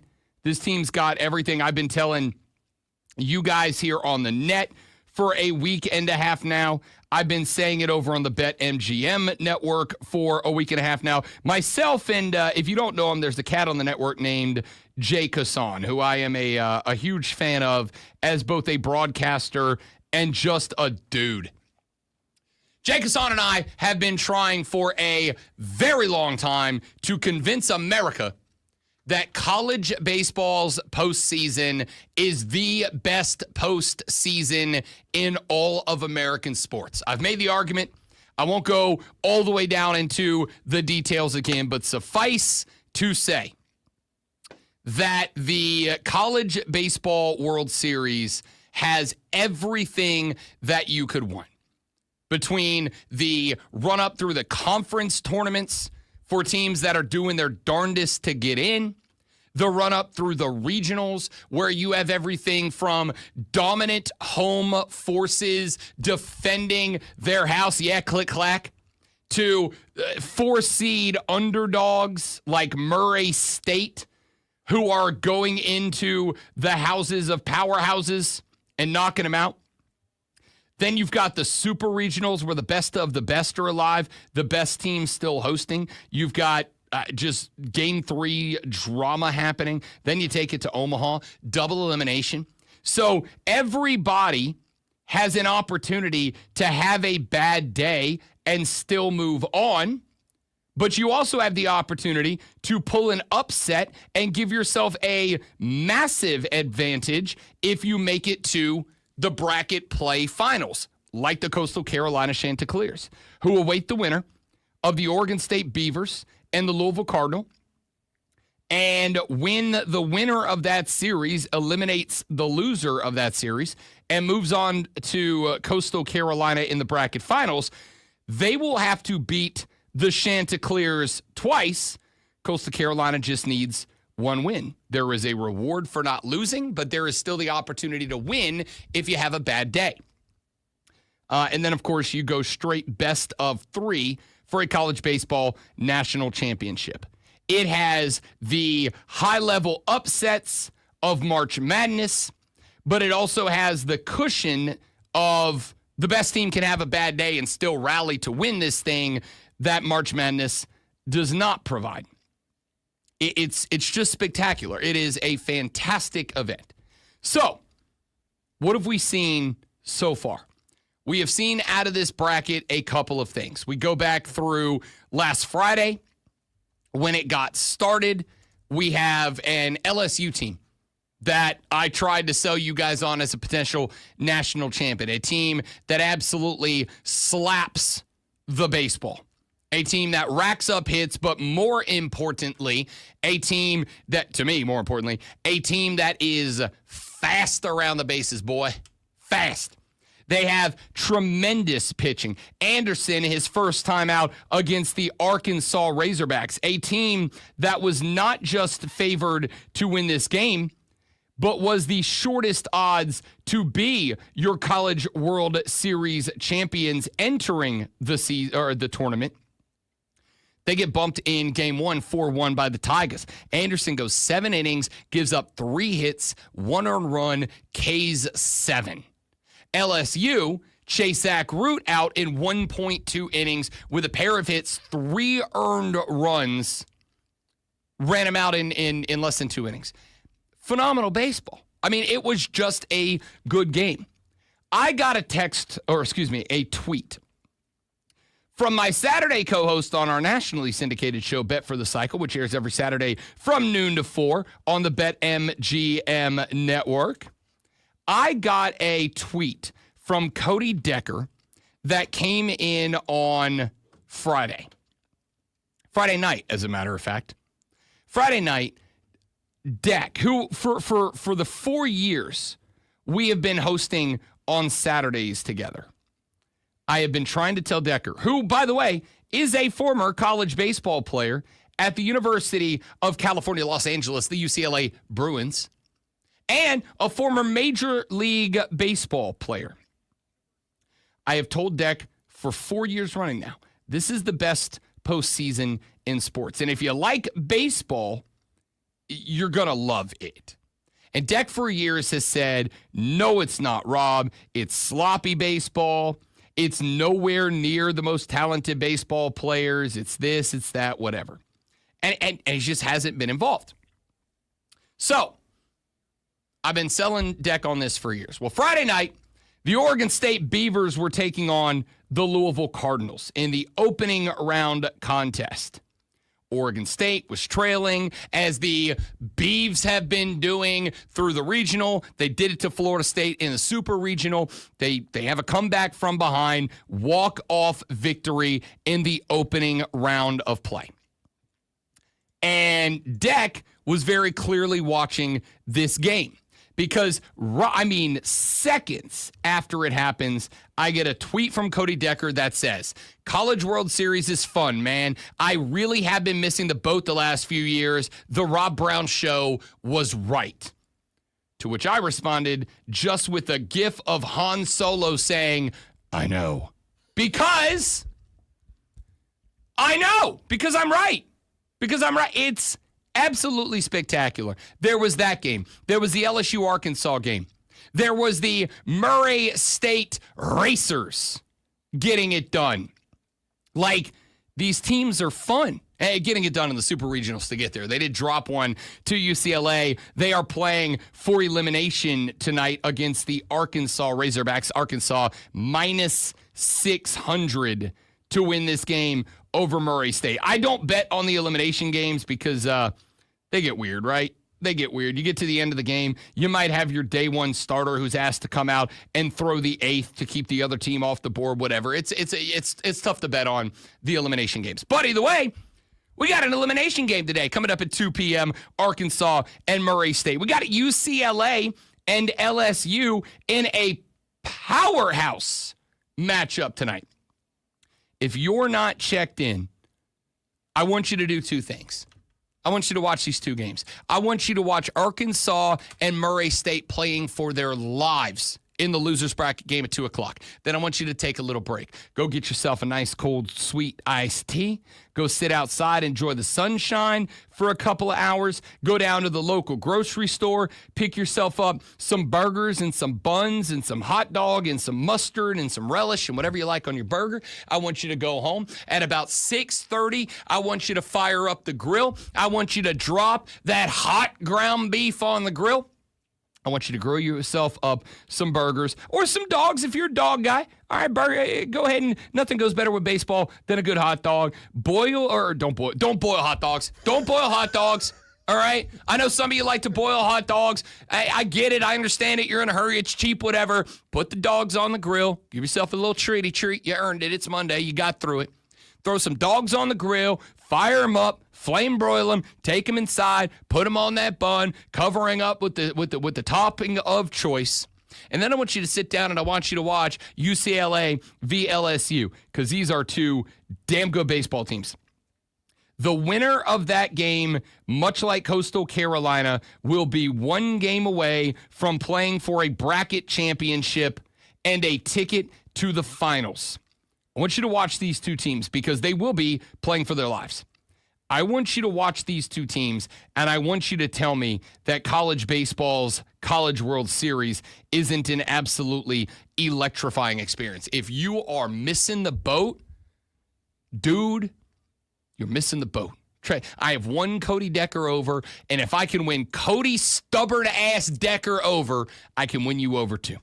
All right, coming up in the next hour of the show, we got a few things we need to get to. We're going to revisit some answers that we got. If you missed those interviews from last Friday, had some really good ones. Norm O'Reilly was is the dean of the College of Business at the University of New England.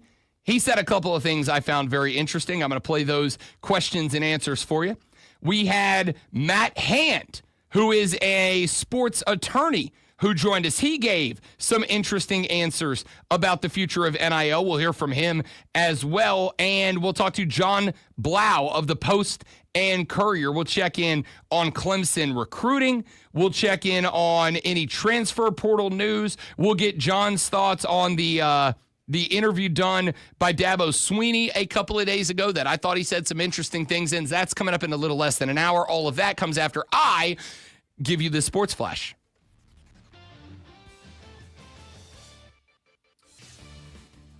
After the opening weekend of the College World Series, the Coastal Carolina Chanticleers are one win from the College World Series Finals. Coastal knocked off number 8 Oregon State last night 6-2, despite recording just 5 hits in the game. Jacob Morrison went 7.2 innings, striking out 7 and giving up 1 run. Coastal awaits the winner of the elimination game between Louisville and Oregon State tomorrow. Shohei Ohtani's return to the mound will take place way earlier than anticipated. Ohtani's return was expected after the All-Star break, but the Dodgers announced yesterday he will get the start tonight against the Padres. Ohtani is coming off his second UCL repair and is expected to throw just 1 or 2 innings.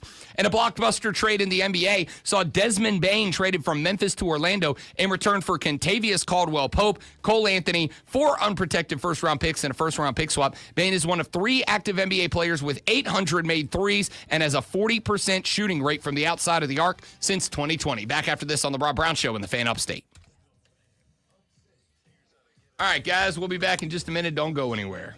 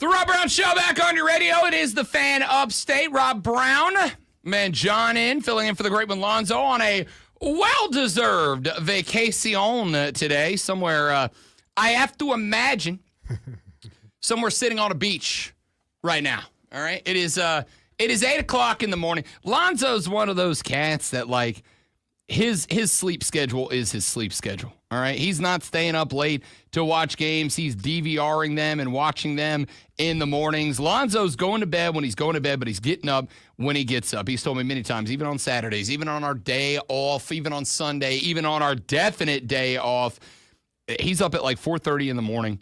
You know, he's hitting the treadmill. He's grabbing himself his brekkie. He's catching up on the sports from the night before, whatever.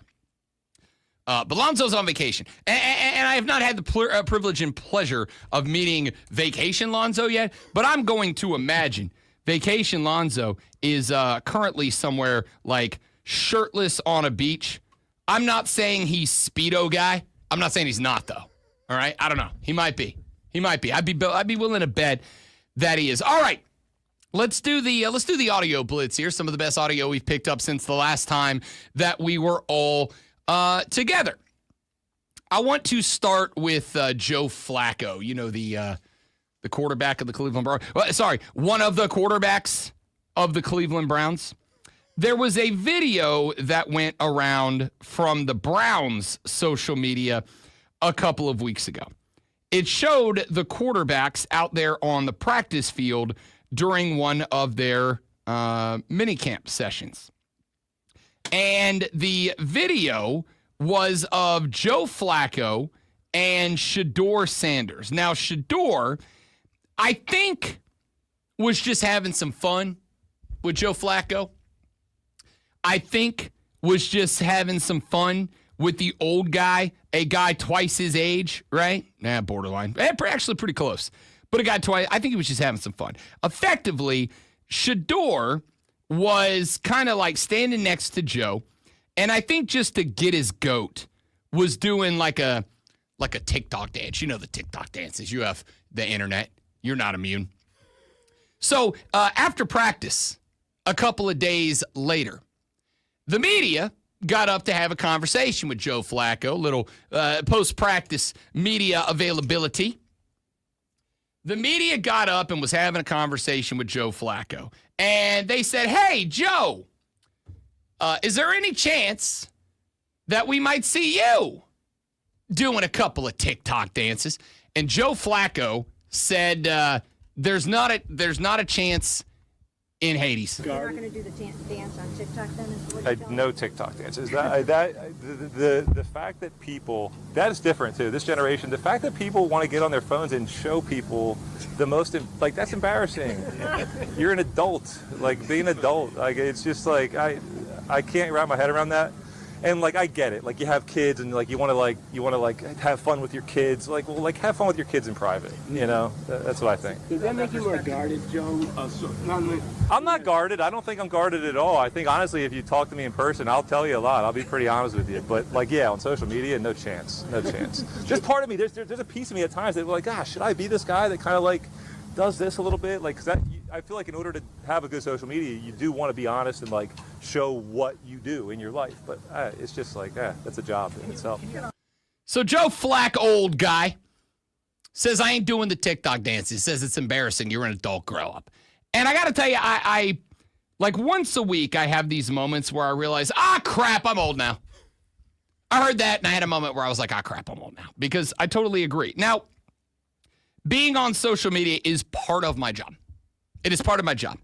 I am to take the video from this show at the end of the day and clip stuff out of it, turn it into short 45 to 60 second reels, and then short 2 to 5 minute videos, and then full segments to spread the good word of the Rob Brown Show. It is part of the job. Matter of fact, I had a conversation not too long ago with a mentor of mine in the game. And I said, hey, what can I be doing to help grow the show and the brand? And this guy, older fella in the business, right? Kind of older than Joe Flacco, Said, Rob Brown, I know you don't want to do it. I know it makes you feel awkward. You got to grow your social media, bud. You got to be putting out more videos. Put out videos from the show. Put out videos from aside the show. Put out videos reacting to news as it breaks. You just got to do it. So on Saturday night, I sat down because I was going to make a short video. All right. Had did that for the cycle. Had the rest of the evening off. Knew I had a hot, steamy date with the wife.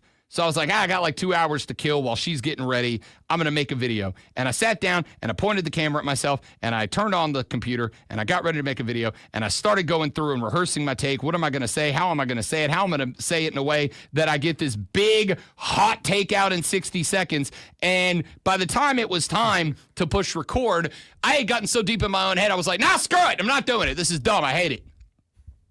I'm a Joe Flack old guy now. I just am.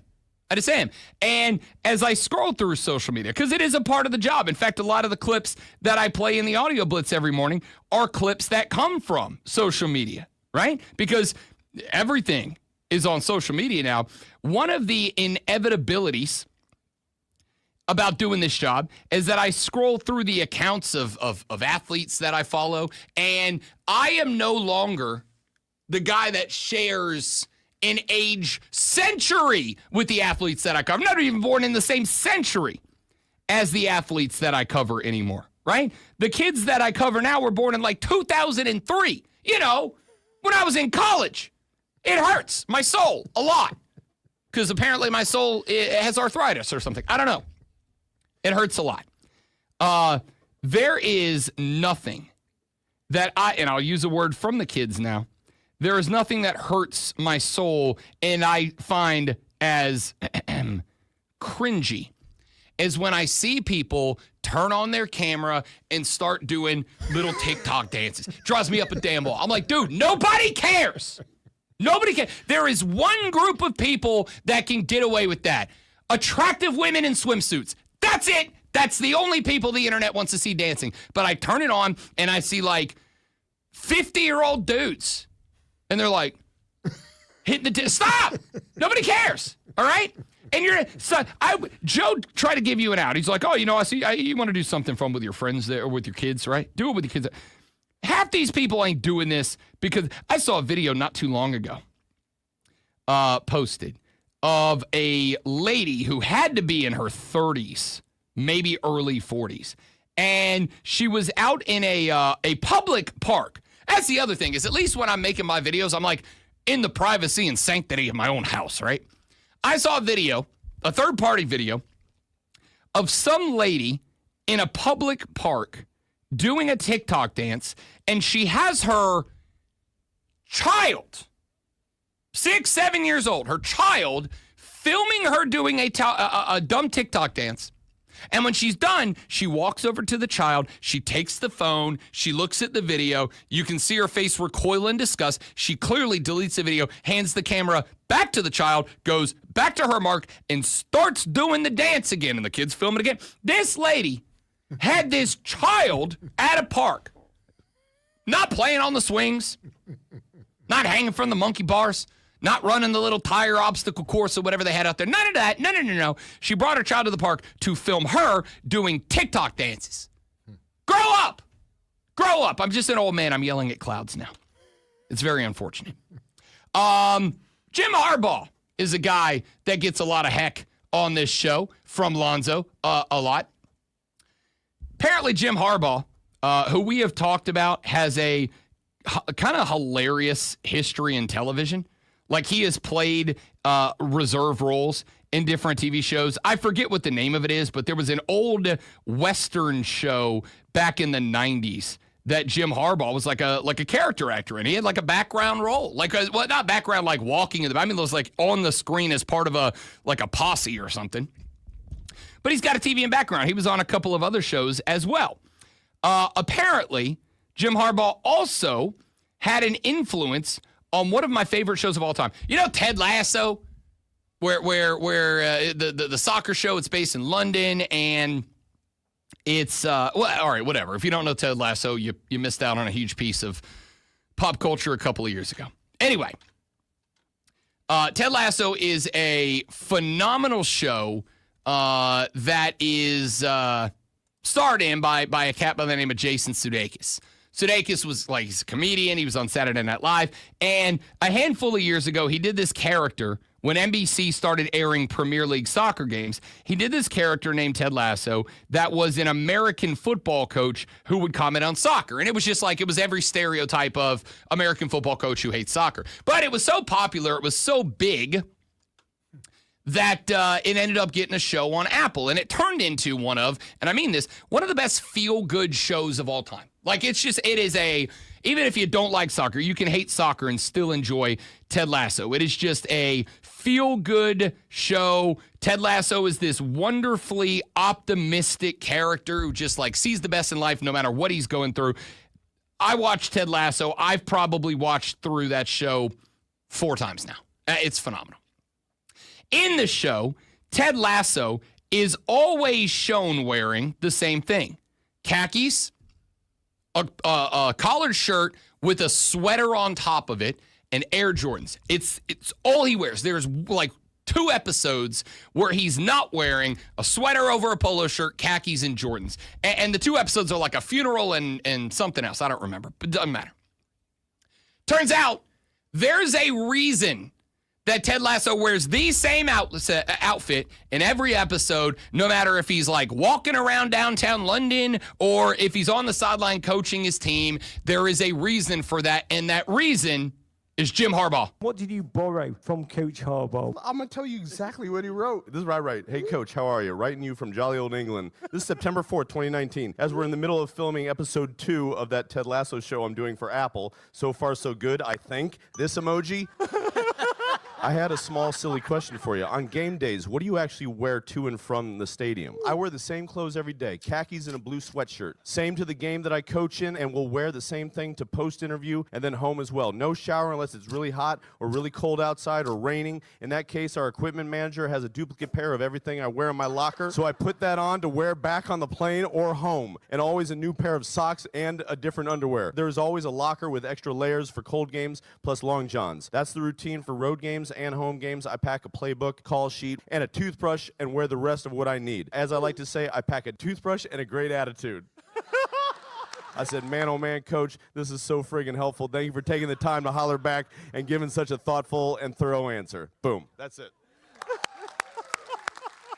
Isn't that something?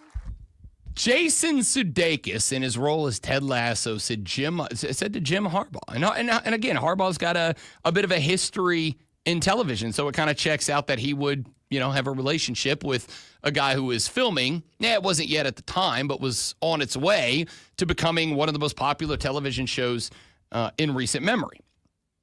Said I pack the same thing every day. It's a blue sweatshirt, it's khakis, it's a fresh pair of socks, and a toothbrush. That's what I bring to every game. I pack that.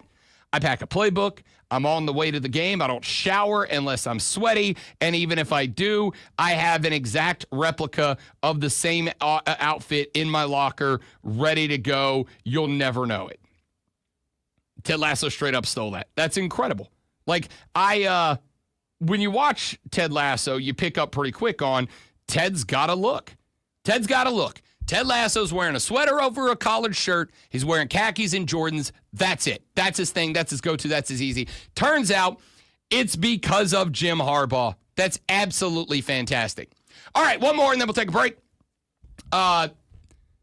If you are a member of the Armada, if you have been listening to this show for any length of time, you are aware that anytime a thing happens in sports, and I'm trying to have a take on it, there is usually one of 2 directions that I will go to craft an analogy to put my perspective on a sporting thing in a way that is maybe a little easier to understand. The 2 things that I will always use in order to describe a situation are either A, food, or B, relationships. And there's a reason for that. I've given you the reason. The reason that every situation boils down to me to a comparison to either food or relationships is that every one of us has to eat food And most of us at some point in our lives are involved in a relationship. So those things are, for the most part, pretty universal, which means that if you craft an analogy and you use something that is universal, it is more likely everybody will understand. If I'm trying to build an analogy about, I don't know, basketball, and let's say I want to build an analogy about, say, I don't know, the New York Knicks firing Tom Thibodeau, reaching out to NBA teams saying, hey, you know that coach that you have right now? We would like him, so we'd like to talk to him. Can we talk to him, please? And being told not once, not twice, not thrice, but 4 times, no, you can't talk to our active head coach. Well, I'll let Austin Rivers do my job and put that into an analogy. You fire Tibbs, and then you have no plan to hire who else. Now you're scrapping around, asking other teams, can we interview your coach? Y'all just going to happy homes and happy situations and being like, can we take your coach? Is nuts. And then what have we found out? Every team's been like, no, denied. Imagine going to a bar and seeing a happy couple sitting there. His arms around his girl, they're kissing. Imagine just walking over there, sliding in between the dude and the girl, talking to the man and go, can I talk to your girl, man? Could you give me an opportunity? Would you allow me? I see how she is with you, and she looks fantastic. Is there any way I can take her for a spin?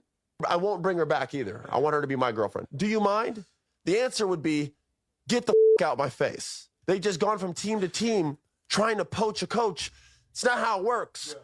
Now, if it's an assistant coach where everyone's like, yo, this guy's one of the next head coaches, people know he's going to leave, that's when you can ask a team, hey, man, is there any way we can have an opportunity to talk to him before he makes a decision? Right. That's normal. To just go to an outright team that's doing decent or well or has a good relationship with their coach and everything's kind of amicable, you just walking over there and being like, hey, can we talk to him?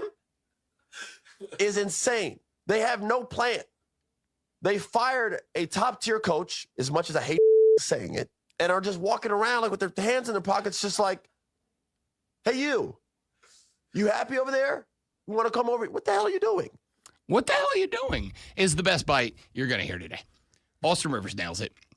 Now, there's a bigger discussion about this, and the bigger discussion was based on a theory that I heard Bill Simmons float last week about the Knicks. Now, this is not going to be a Knicks segment, okay?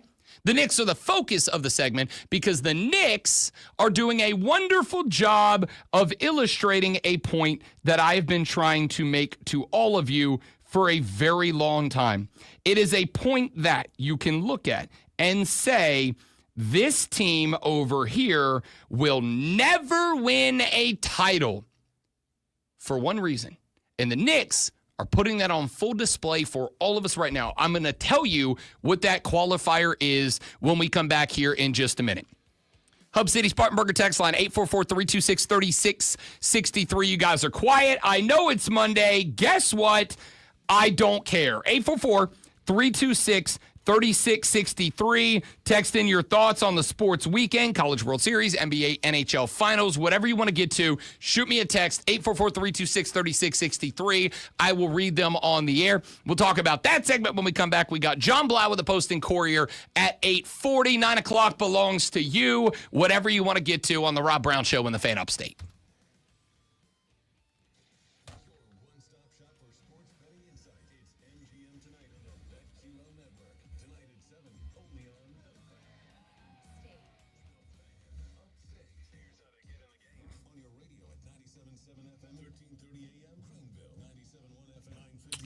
All right, guys, pardon me for just a minute. We'll come right back. Please don't go anywhere. Love you.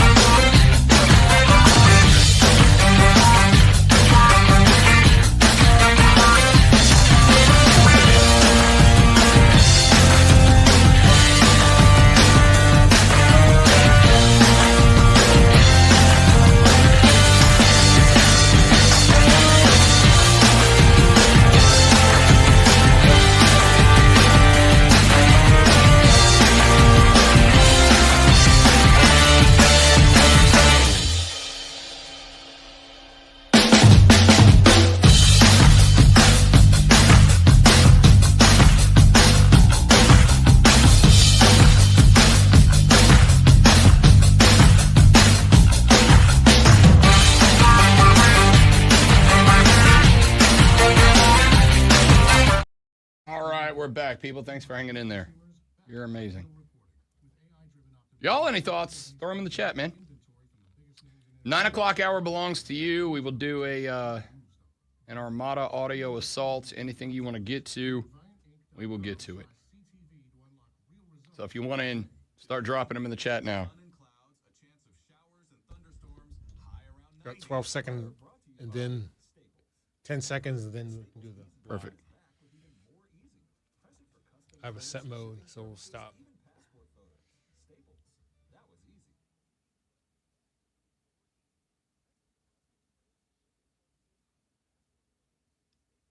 Gotta play something. Oh, okay. I thought you were going to do the... Oh, no. I'm going to do it when we come back in. Okay. Go ahead and play the music. Sorry.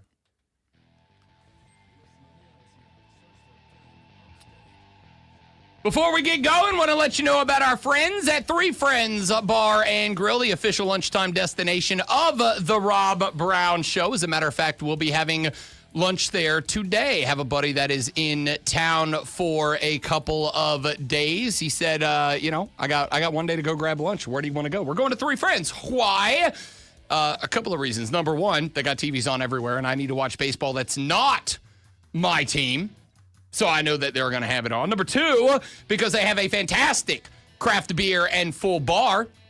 And around 2 o'clock when we're meeting for lunch, it'll be about time for Rob Brown to stop thinking about his baseball team, and he'll want a cold beer to do that with. And number three, because they have an insane menu that has something for everybody on it. So no matter what your taste is, when you go salad, Sammy, maybe you're like me and you just like to have an appy or two during the lunch break. Whatever the case might be, Three Friends Bar and Grill has something for you. And with 2 locations and incredible staff and the best value, the best bang for your buck you're going to find anywhere, Three Friends is your spot. Check them out online at threefriendsbar.com. The number 3, threefriendsbar.com, or don't do that. Just at lunchtime, get in the car and head on over to their location in Moonville or in the Public Shopping Center on Wade Hampton Boulevard in Taylor, South Carolina. It's our friends at Three Friends Bar and Grill. All right.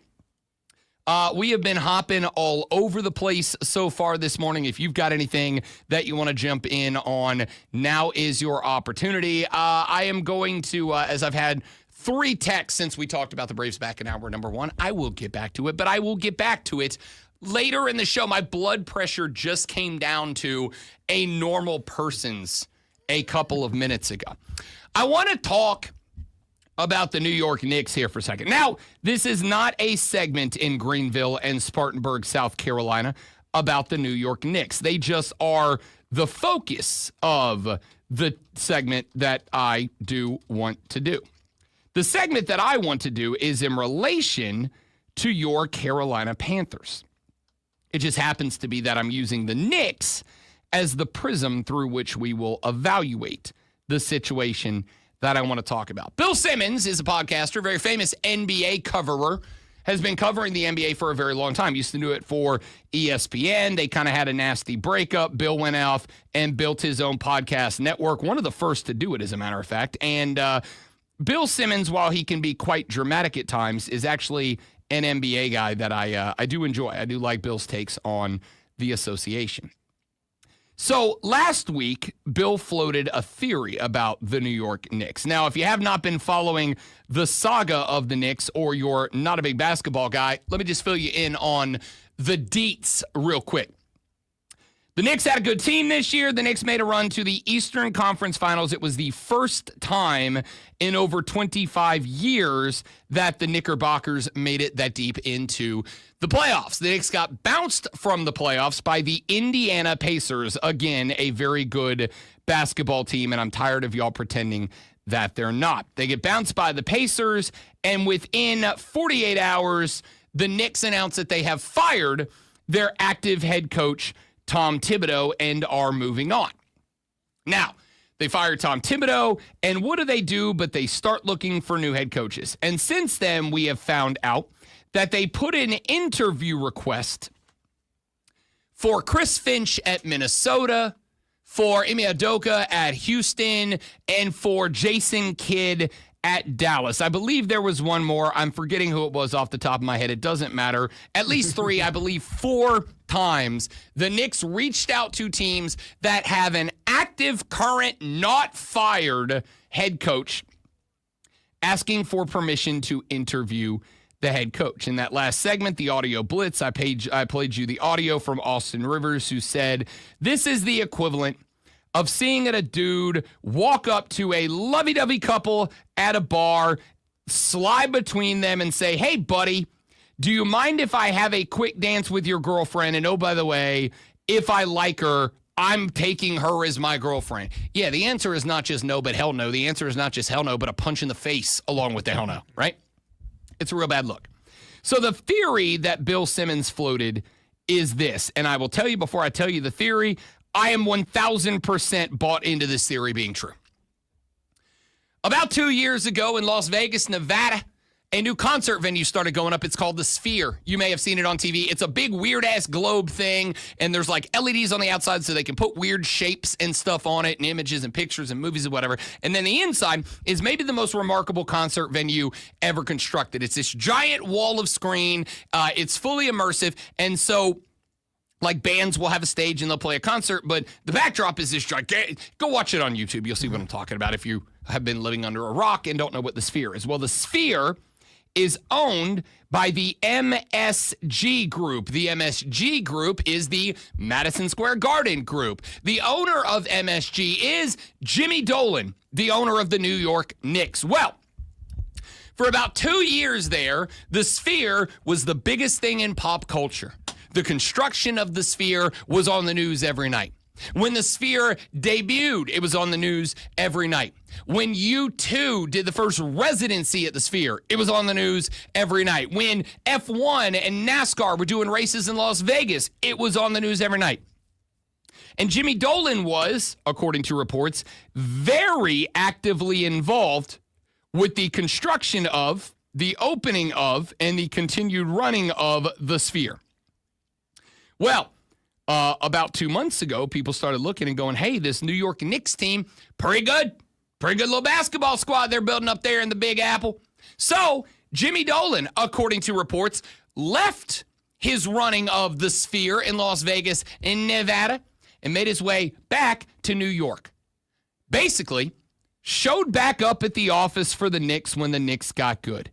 The theory floated by Bill Simmons was Jimmy Dolan doesn't care about success or about failure. Jimmy Dolan cares about being the face, the forefront of whatever is new, fun, awesome, and exciting.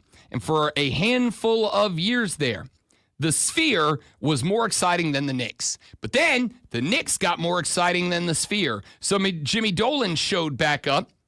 Jimmy Dolan showed back up and said, I'd like to run this team again now. And what happened? The Knicks get bounced from the Eastern Conference Finals. They fired their next head coach, and now they are a dumpster fire inside of a slightly larger dumpster fire. Here's the point. Oh, by the way, I said there were 4. Turns out now there's 5. They asked for Jason Kidd, Ime Udoka, Chris Finch, Quinn Snyder, and Billy Donovan. Snyder from the Hawks, Donovan from the Bulls. They have been told no 5 times. They have now met Mike Brown and Taylor Jenkins, 2 guys that have both been fired in the last couple of years. Now, Memphis fired Taylor Jenkins. You could make the argument maybe Jenkins is a good opportunity there. But the point is, they've asked 5 active head coaches. 5 times they've been told not just no, but hell no, get up out of here, dog. So the point that I'm making is this. Your team is very frequently going to be owned by, or very frequently teams are owned by owners who aren't basketball guys or football guys or baseball guys or hockey guys or soccer guys or whatever. Very frequently, your team is going to be owned by somebody who is not a that sport guy. Maybe they're a big, good, talented, successful business owner. Maybe they're a Nepo baby who happened to be born winning the genetic lottery and became heir to the throne of a team like Jimmy Dolan was, whatever. They're not basketball guys or football guys or hockey guys. They're just guys who happen to know how to make a bunch of money to either buy a team or were born into a bunch of money and then inherited a team. Doesn't matter. Point is, when the owner goes that hands-on, you're screwed. Okay? There's very few Mark Cubans out there that understand, own a team, and get the hell out of the way. And here's the proof I have of that. The best team in baseball right now, although the record doesn't reflect it right now, the best team maybe ever assembled on the baseball diamond is the Los Angeles Dodgers. Here's a pop quiz. Who owns the LA Dodgers? I would be beyond shocked if any of you, if more than a few of you, I'd be beyond shocked if more than a few of you were able to tell me who owns the Dodgers. Decker made this point to me on Saturday. We were having the conversation. We were talking about the Rockies. We know the owner. The Pirates, we know the owner. The Athletics, we know the owner. I was talking about the Braves, but remember, they just went public. What's that mean? That means the ownership of the Braves is a corporate board. And what do they care about? Not baseball. Inflating the bottom dollar. That's it. That's all they care about. So, Dex said to me, Rob Brown, who's the best team in baseball right now? Not in terms of record, but just looking at their stat sheet, their roster up and down, who's the best team in baseball? And I said, great question, Cody Decker. I would make the argument it's the LA Dodgers. And he said, you are correct, Rob Brown. Who owns the LA Dodgers? And I went, I don't know. And that's the point. That's the point. Here's why I'm excited about your Carolina Panthers, ladies and gentlemen. Because a year and a half, 2 years ago, and dating back for probably the last 6 or 7 years after that, the majority of the Carolina Panthers news that came out was about what? David Tepper. About David Tepper. David Tepper, about a year and a half ago, David Tepper got caught at a Jacksonville Jaguars game throwing a drink into a fan's face. A couple of months after that, David Tepper was caught on video going into a bar that had a sign mocking his football team, the Carolina Panthers, out up front.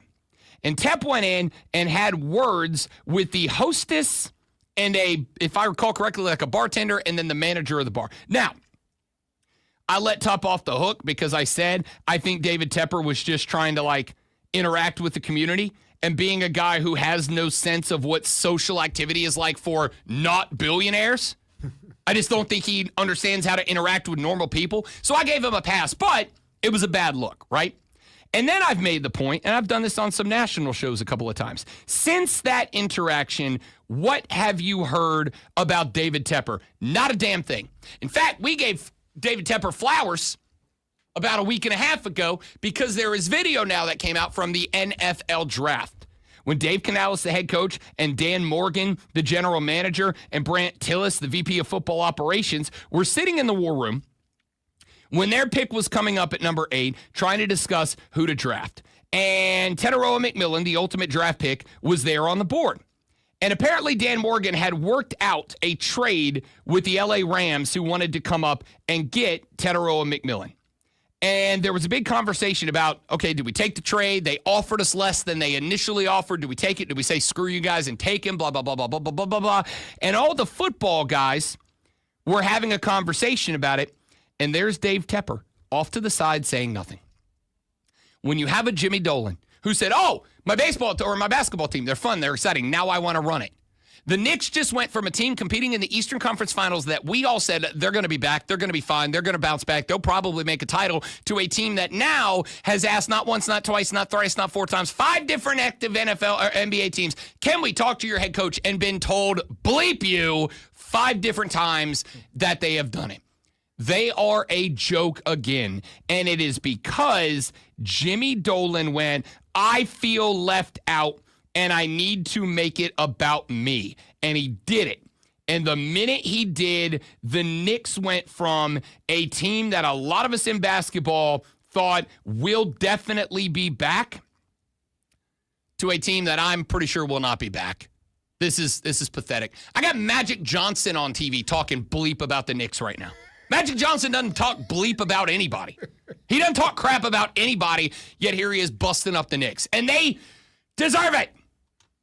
When we come back, John Blau of the Post and Courier got a lot going on in the offseason. We'll check in with what's going on up there in Clemson, South Carolina, with John Blau with the Post and Courier next on the Rob Brown Show in the Fan Upstate. All right, guys, stay right there. We got to line up John on the phone. We'll be right back.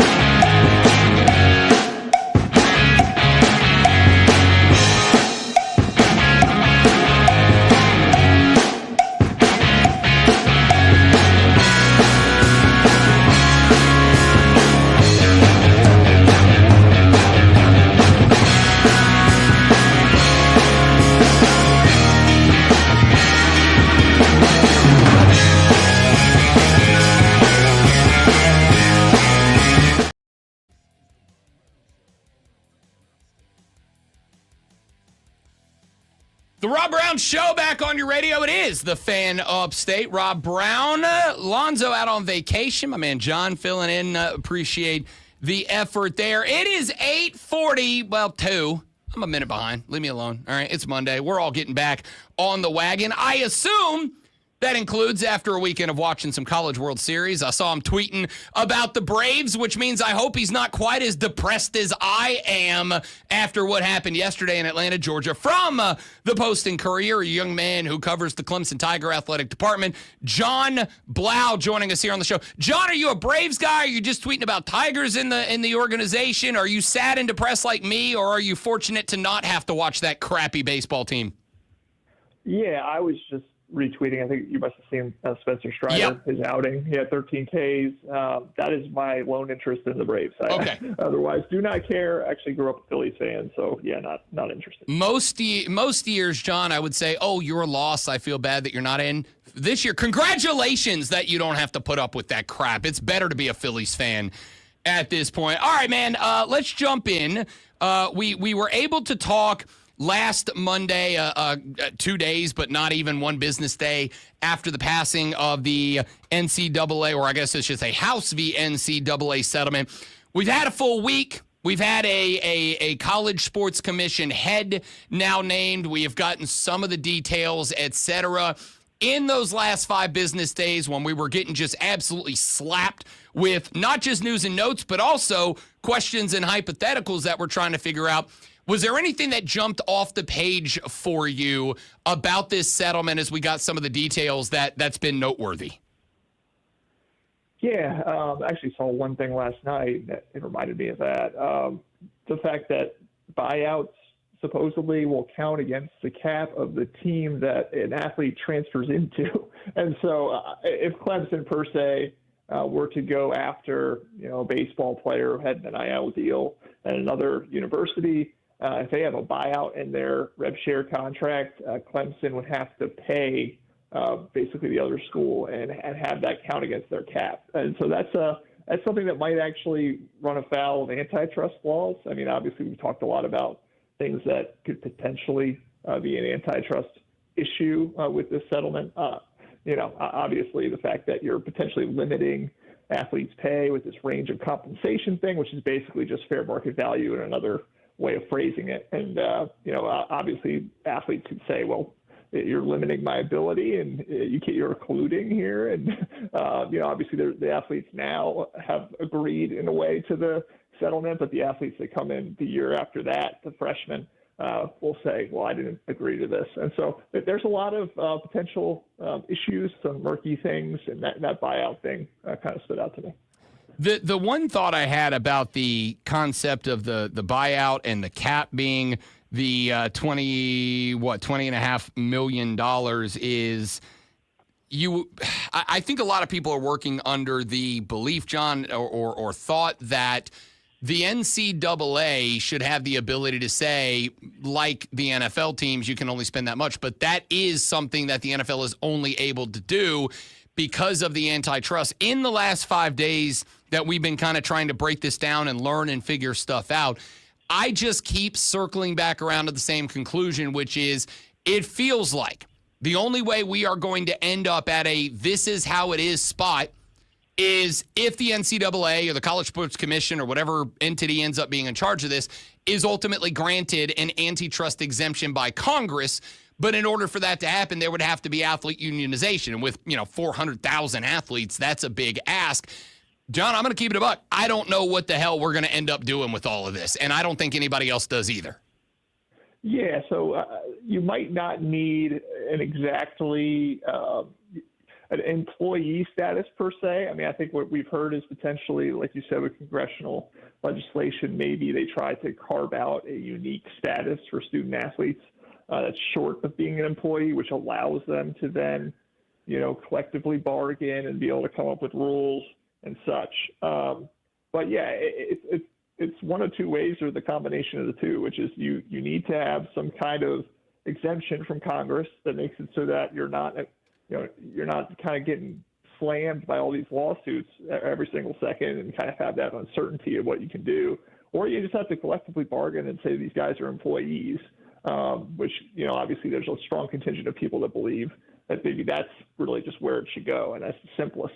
But yeah, the House settlement in a way was kind of the NCAA taking a step that at least helps Congress out per se and says, hey, we've moved towards these set of rules. We have this whole system set up. Can you please just codify this for us rather than just telling us exactly what to do? So they've taken a step, but this is not the final step. If this is the final step, it could get incredibly messy. And so, like you said, one or two of those things has to happen in the near future for this not to be a complete nightmare in many ways.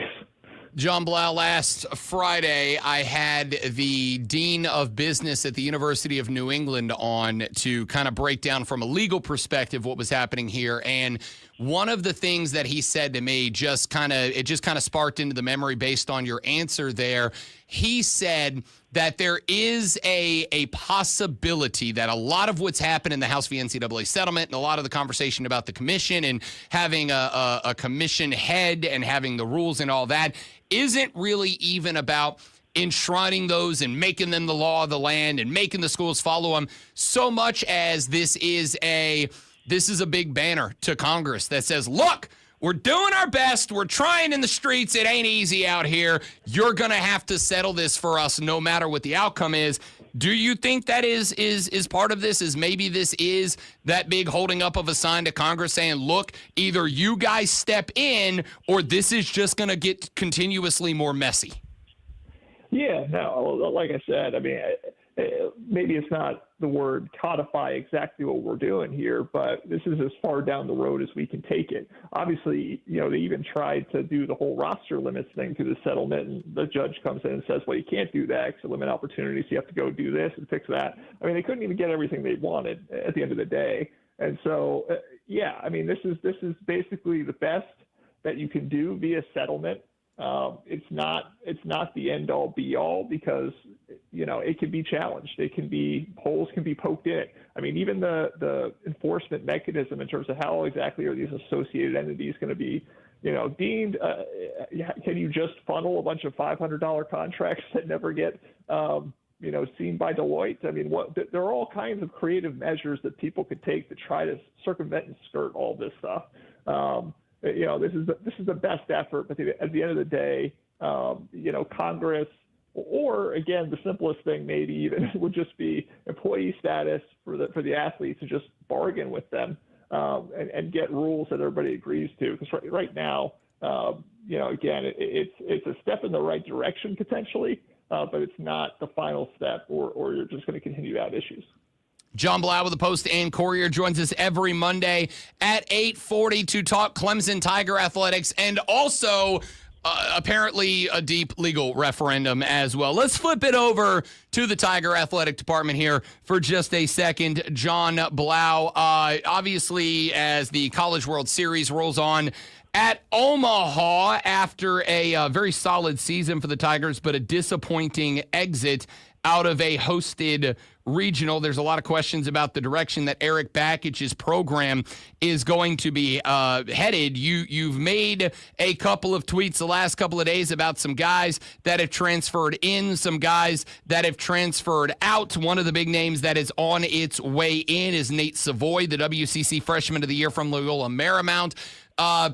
You feel like the portal's a pretty zero-sum game for Eric Bakich right now, or do you feel like the portal is adding to the baseball team headed into 2026? Yeah, right now it's been a plus. I mean, you lose T.P. Wentworth, who was a guy who showed some potential down the stretch, the freshman who was in right field, and you lost Ethan Dart in the lefty, but he wasn't guaranteed a starting spot going into his senior year, kind of like Billy Barlow a year or so ago. So, to add, like you said, Nate Savoy, a guy who's hit 20 home runs in a freshman season, to add Bryce Clavon, who was like a top 50 recruit in the country coming out of high school, who Clemson wanted badly. He's a speedy, potentially shortstop, center fielder. He's a pretty big get there. Ty Daly from Mercer, another guy who's hit pretty much 20 home runs every single season he's been in college baseball. And then Ryan Whiteman is the wild card they got from Western Kentucky, actually the son of Tom, who played basketball at Clemson.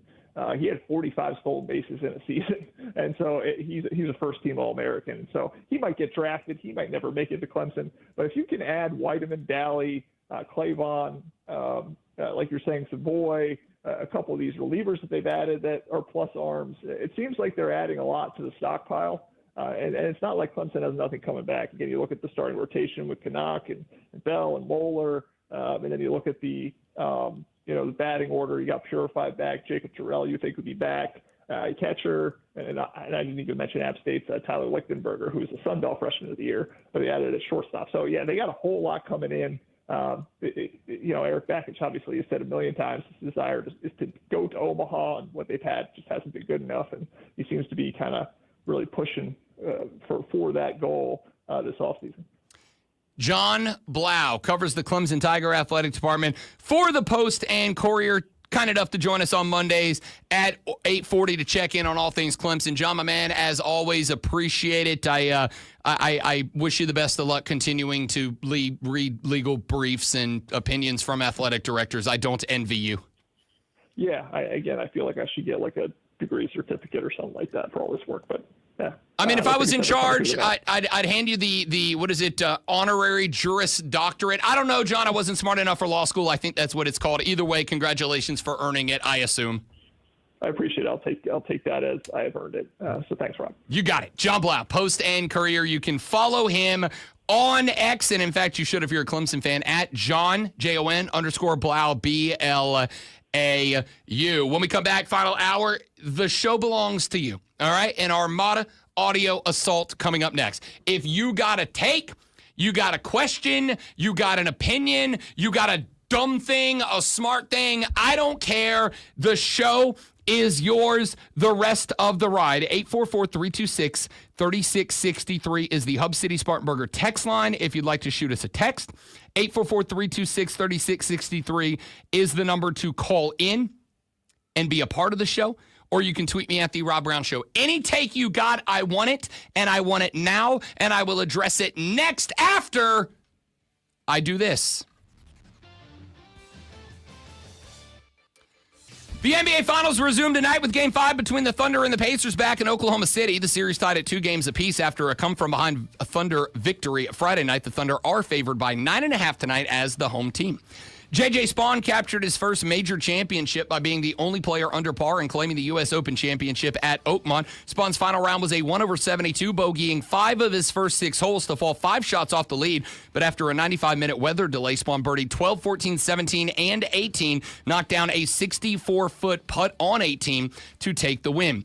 A huge trade in the MLB, the San Francisco Giants have acquired Red Sox star Rafael Devers in return for pitchers Kyle Harrison and Jordan Hicks, rookie hurler Jose Bayo, and outfield prospect James Tibbs III. The Giants will pick up the remainder of Devers' contract, valued at over $250 million. And the United States men's soccer team headed a 4-game loss skid with a 5-0 win over Trinidad and Tobago in group play of the CONCACAF Gold Cup in their opener yesterday. Malik Tillman scored in the 16th and 41st minutes his first 2 international goals. The Rob Brown Show continues after this. Nice job. All right, guys, stepping away for just a minute. Y'all stay right there. We will be right back.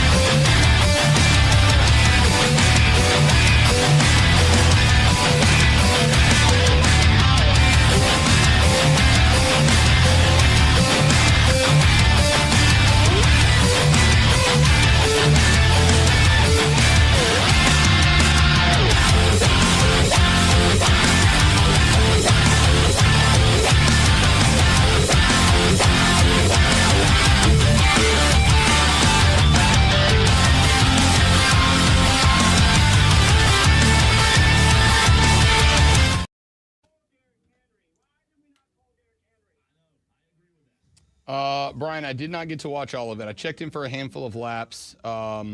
It's a NASCAR race. It's more about whether or not NASCAR is going to be able to go international, I think, is the conversation. Is there interest for it in other sports that are maybe more motorsport oriented? But, you had a bunch of people who said they had a great time. You had a bunch of people who said that it was miserable. The race was a race. But I will also acknowledge I only watched probably 15 minutes of it. There was so much going on yesterday. I will finish, or at least I'll go back and watch highlights of it later today and I'll have more conclusive thoughts tomorrow. How's that? Final hour of the show belongs to you. It is an Armada assault. My Hub City Spartanburger text line is open right now at 844-326-3663. The call-in number is open at 844-326-3663. The Twitter is up and running. I don't have to actively open that. It's just Twitter. It's always open. At The Rob Brown Show on Twitter if you want to shoot me a tweet with your take. If you don't want to come in any of those directions, you can join us on our live stream. We do have a live chat running during the live stream. We got Brian in there this morning. William checking in from down in Navarre, Florida. Shout out to the crown jewel, the hidden treasure of the Emerald Coast. Enjoy the beach down there, William. We got a James, Kane, Lester, Scott, Steven, Jacob, Wesley, all checked in on the chat actively right now. So if you're not watching on the live stream, wonderful time to join it for the last hour of the show. Check us out on the Fan Upstate on Facebook, on YouTube, or on Twitter. You can also go search The Rob Brown Show on Facebook, on YouTube, or on Twitch if you want to come at us in that direction. We live stream all 4 hours of the show every day of the week.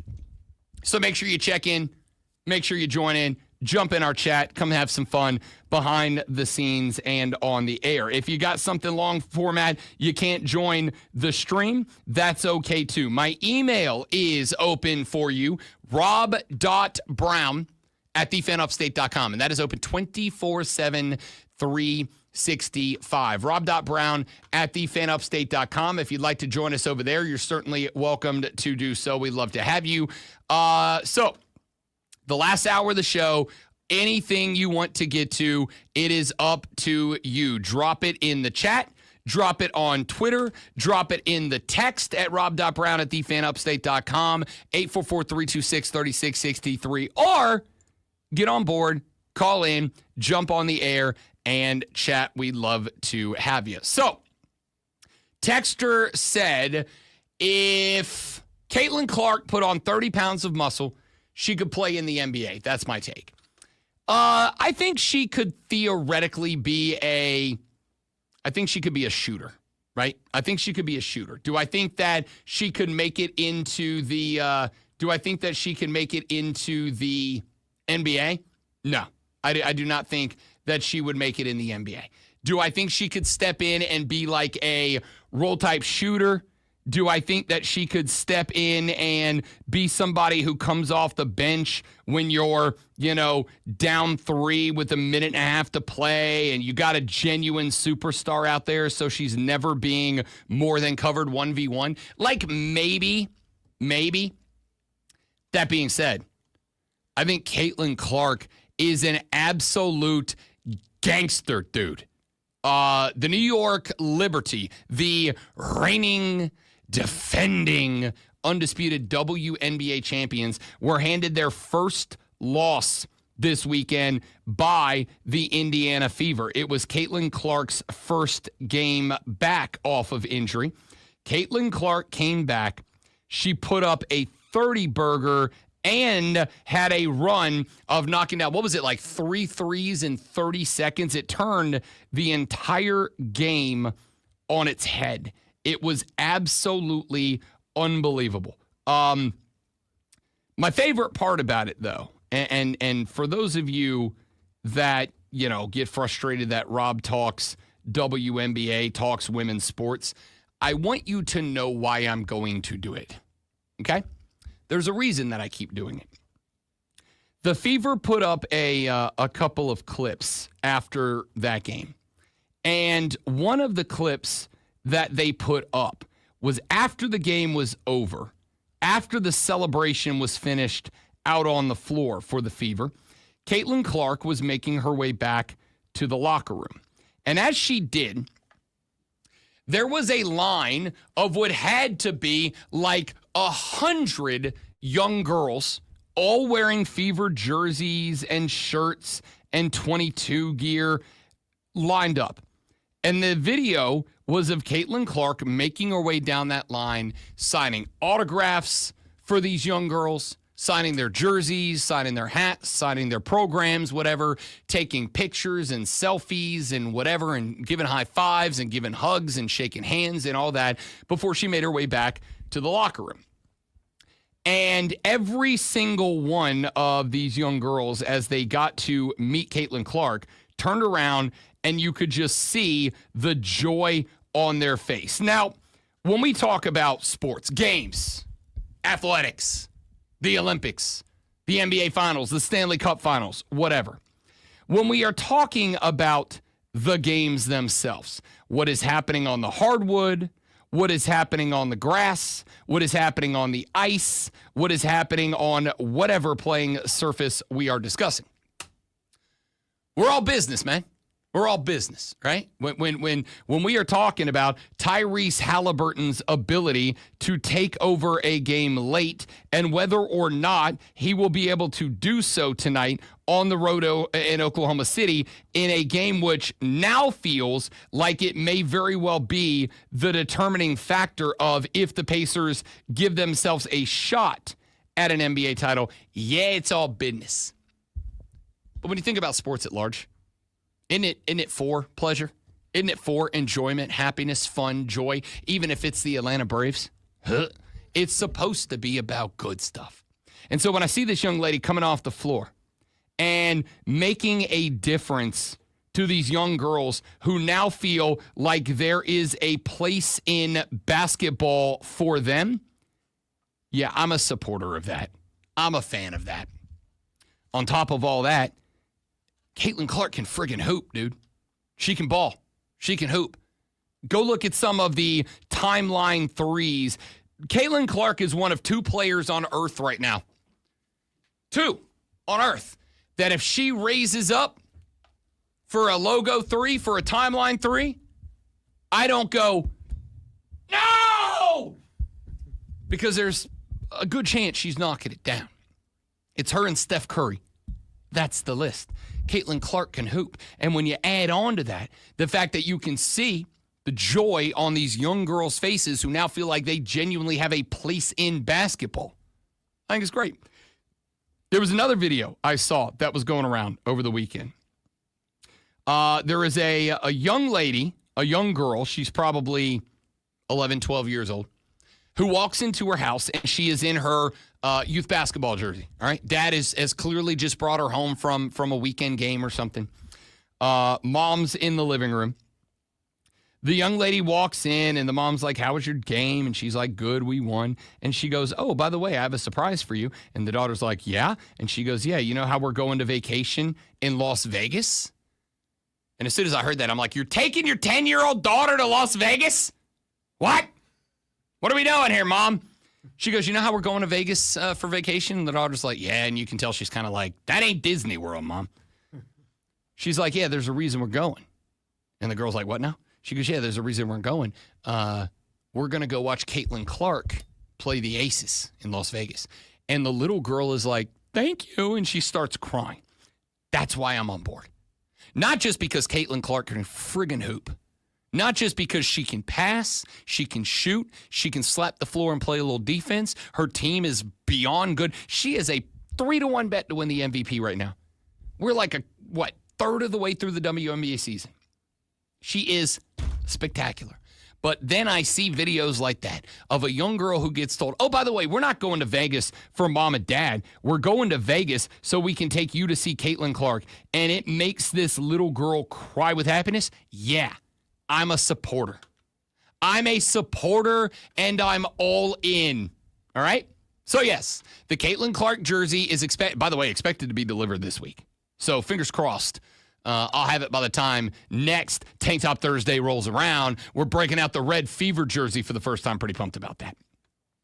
I am a fan. I am a supporter for that reason above all else. Texter said, Rob, it'd sure be nice if Brian Snicker decided to call it a career at the end of the year. Texter, let me give you a little bit of, I don't want to call it optimism because I'm going to keep it a buck. I think the problems may be bigger than Brian Snicker. I think he is one of the biggest fundamental problems with our Atlanta Braves, but not the only problem. That being said, I'll give you I'm like Aaron Rodgers, just a micro dose of optimism here, all right? I'm your dealer for the copium. Here's a little hit, a little taste. The popular thought right now is Brian Snicker is going to be done at the end of this year. In fact, the thought going around Atlanta right now, and I had a conversation with a dear friend of mine over the weekend, yesterday when the Braves saw Grant Holmes throw 15 punchies and they lost 10-1. Had a conversation with a dear friend of mine who covers the Bravos over in the ATL. And I said, hey, man, is this it for Snit? Like, I just need you to tell me definitively. And he said, I can't say definitively, but the thought right now amongst the folks in the ATL who cover Los Bravos is that it is. And that if it wasn't Snit's last year with the team, if it wasn't known around the clubhouse and the front office that Snit was done at the end of this year, that Snicker would have already been gone, that this team is so underperforming that he would have already been gone. But that because of the fact that it is his last year, that he is done at the conclusion of the season, and that he did win the Braves a World Series back in 2021, that the Braves have basically said, we can't fire this cat right now, and we're going to let him run out the season, right? We're going to let him roll out the end of the season. No matter what happens, he's gone at the end of the year. If he doesn't want to retire, we'll fire him at the end of the year, but we're going to give him the opportunity as a World Series champion to roll off into the sunset on his own terms. That's going to have to happen. That's going to have to happen.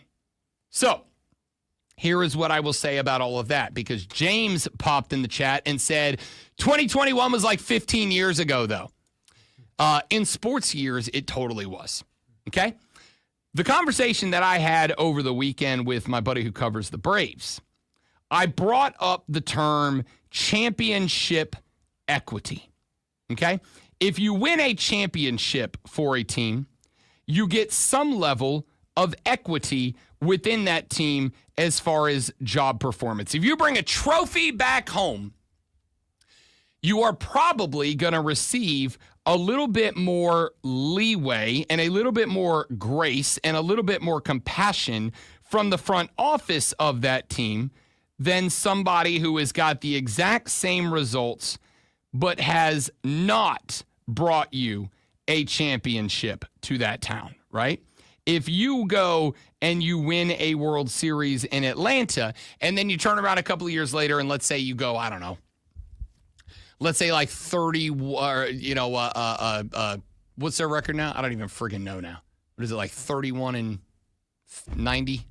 Whatever it is. If you turn around and do that a couple of years later, but you've won a World Series, you're probably going to get a little bit longer of an opportunity to turn it around.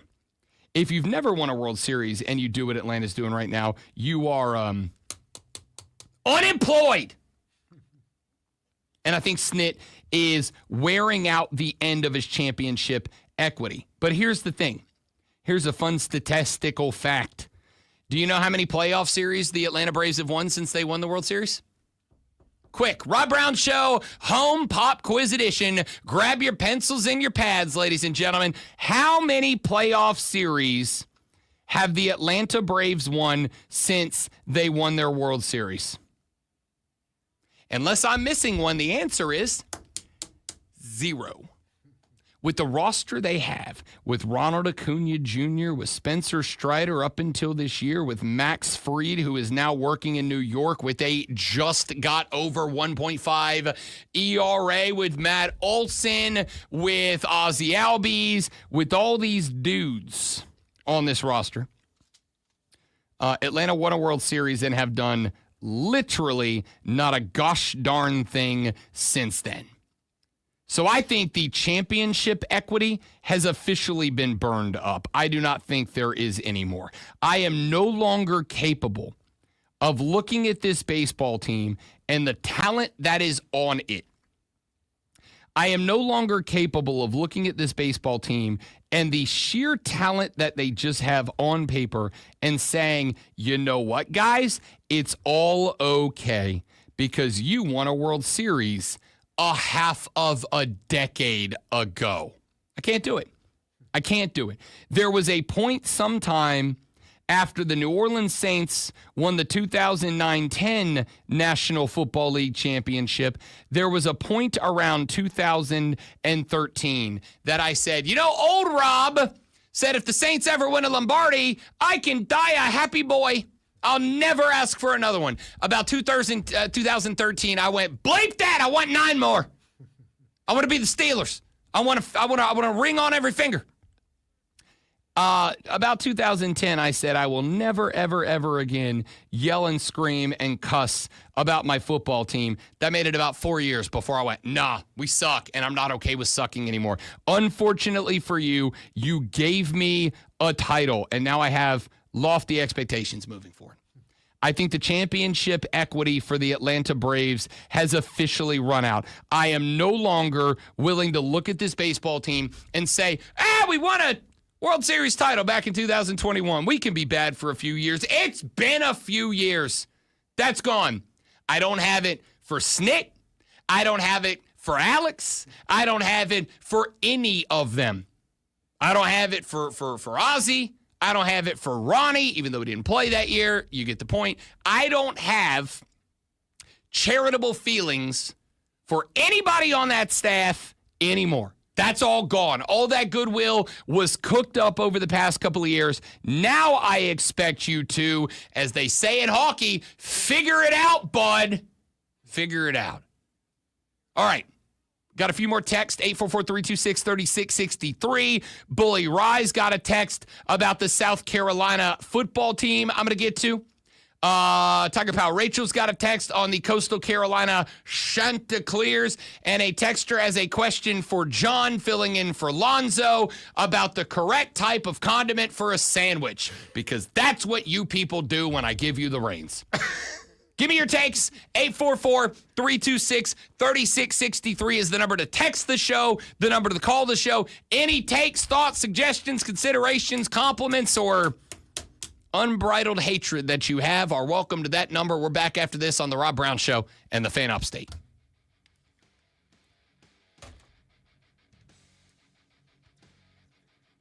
All right, dude, y'all stay right there. We'll be right back.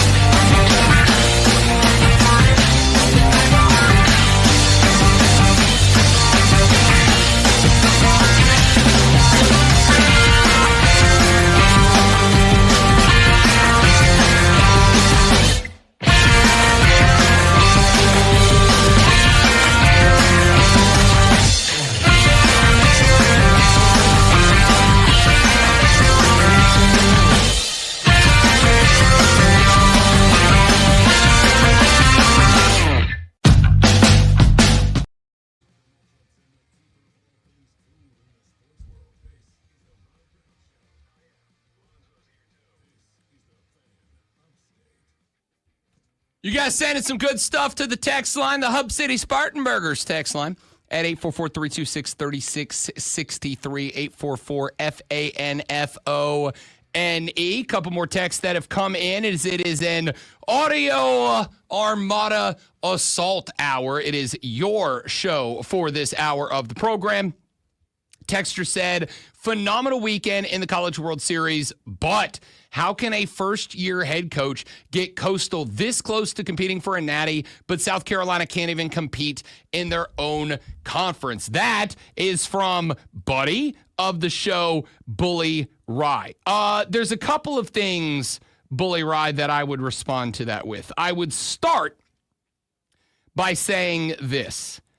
Baseball, you can't look at it like football. You just can't, okay?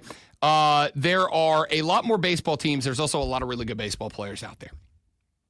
And baseball, it is easier for a smaller school to put together a team that can compete, maybe not for a full season in the SEC, the best baseball conference in America, or the ACC or the Big Ten or whatever. But you can put together a team that can win a small conference and win a limited number of games against the big conferences. This is why you see every now and then Cal State Fullerton show up. Or this is why you see Coastal competing for what I believe their second baseball national championship. A team like South Carolina. And again, you screwed up with the hiring of Paul Mainieri. I am sorry to say, I asked a lot of questions when Paul Mainieri showed up. I got told by some South Carolina fans that it was sour grapes because, Paul Mainieri, Rob Brown, you grew up in LSU guys, so it's not sour grapes. You hired a nearly 70-year-old man to come in and try to coach and communicate with a bunch of teenagers. Like, shock of shock that the guy can't communicate with people whose primary language is TikTok. Like, it's not surprising at all to me. But a team like Coastal, who has an ingrained level of success, again, they've been competing in regional, super regionals, and for natties in a not too distant past, made a shift from a coach who was there, who understood how to build the culture and exactly what was needed to succeed, and handed the reins off to somebody who was a part of that culture so that while he may tinker a little bit here and a little bit there with the day-to-day of what is happening, he understands the culture at Myrtle Beach. I don't know that Paul Mainieri understood the culture around the South Carolina baseball program. Whereas the players in the program, even if they had limited success in the couple of years run up to the hiring of Paul Mainieri, there was an ingrained culture there. South Carolina just needed to find somebody who was going to be able to go into the locker room, communicate with the kids who were on that team, and get them to play better baseball. To just be better at the X's and the O's, getting better at teaching them the plate awareness and the defensive discipline and yada, yada, yada. And they didn't do that. They brought somebody from outside the culture who tried to bring his own culture in. He's getting another year. Maybe it works. Maybe next year I'm eating my crow medium rare. Coastal didn't do that. Coastal said, we got a guy. We got a guy who's already been here. He understands the championship culture that we have built, the championship pedigree that we have. And on top of all that, Coastal didn't have to compete all year in the SEC. It really is, like, to me, it boils down to that. And it's a pretty damn good baseball team. JD texted the show, said, Rob, thoughts on the NASCAR race and the drunk U.S. Open? All right, a couple of them. As far as the NASCAR race, I only watched a little bit of it. There was so much going on yesterday with my decision to celebrate the old man by watching the Braves, which I used to do with him. There was so much going on with the College World Series. There was so much going on with all these other events that were on that and this is on me, didn't spend a lot of time on the NASCAR race that was being run down in Mexico City. Here's what I'll say. There were two groups of people within the NASCAR world. There were a group of people who said that it was an incredible experience down in Mexico City, and there were a group of people who said that it sucked. Spire Motorsports Rookie of the Year from last year, Carson Hocevar, said it was a terrible experience. There was a guy who was a long-haul truck driver that was driving one of the big trucks that haul the cars down to Mexico City, who was live tweeting the journey down to Mexico City. And he said in one of the tweets that when they got to the U.S.-Mexico border, they were picked up and escorted the rest of the ride by a bunch of armed pickup trucks with like 50 caliber automatic weapons on the back of them. And they had to be escorted from the border to Mexico City all the way to the track to drop off the trucks. He said that when they arrived at the hotel, they were basically told, don't go out in public without a guide, without security, right? Don't go out in public. But there were some other folks, primarily drivers, who said, it's a wonderful experience. Everything is awesome. We're having a great time. Now, I don't know where I fall on all that, to be honest with you. It would make sense that the poster boys of the circuit, the drivers, the celebrities, it would make sense that they were given the best possible experience and that spotters and pit crew members and folks that are working the haulers, etc., probably did not get the same let's blow these guys off the water. Because here's the thing.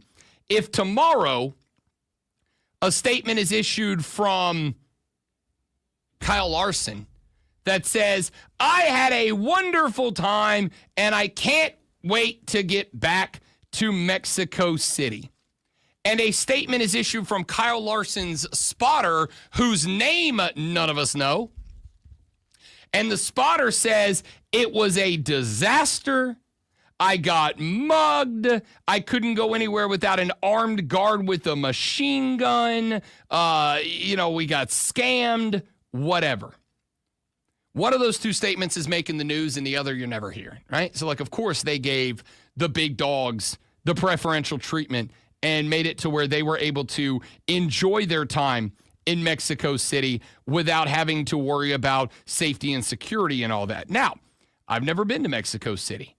I know I have been to a lot of cities that people say, oh, they're dangerous. Don't go there. You'll get shot. You'll get murdered. People say that about my hometown of New Orleans, Louisiana, all the time. And my response to every one of those people is, you will get in trouble if you go looking for trouble. Every big city has areas of it that are shady.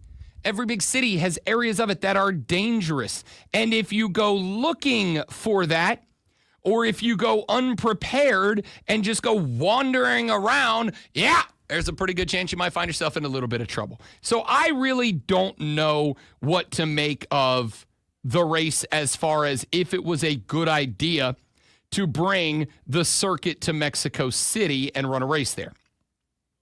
What I do know is the feelers are out.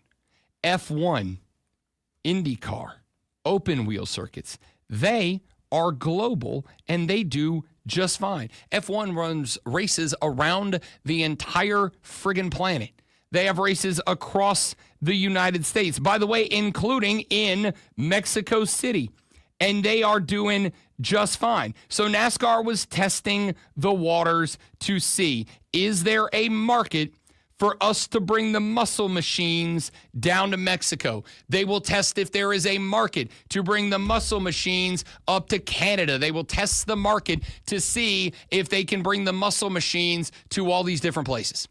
And if the answer is yes, they will. And if the answer is no, then they won't. It is as it is with every other sport, just a way about figuring out, can we make that money, homie? Can we make that money? Let's see here. Will text the show, said, Rob, went to my folks' house this weekend and found all my old baseball cards and comic book collection. Some were worth a little money, but just going through them brought back memories of how much I loved sports as a kid. What's your favorite baseball card as a kid? Mine is Topps and Upper Decks Ken Griffey Jr. cards. Will, I got to tell you, I was absolutely a baseball card kid. As a matter of fact, I still have in the bro cave right now, somewhere tucked away, I still have a binder of baseball cards. Probably, 15 years ago or so. I was going through a move. I don't remember if I was moving home from college or to another city for a job or whatever. But I found my baseball card collection, which was quite literally thousands of cards. And I went through them and I did the old, I forget what it's called, but like the blue book. Where they have all the value of different cards and the condition they're in and all that.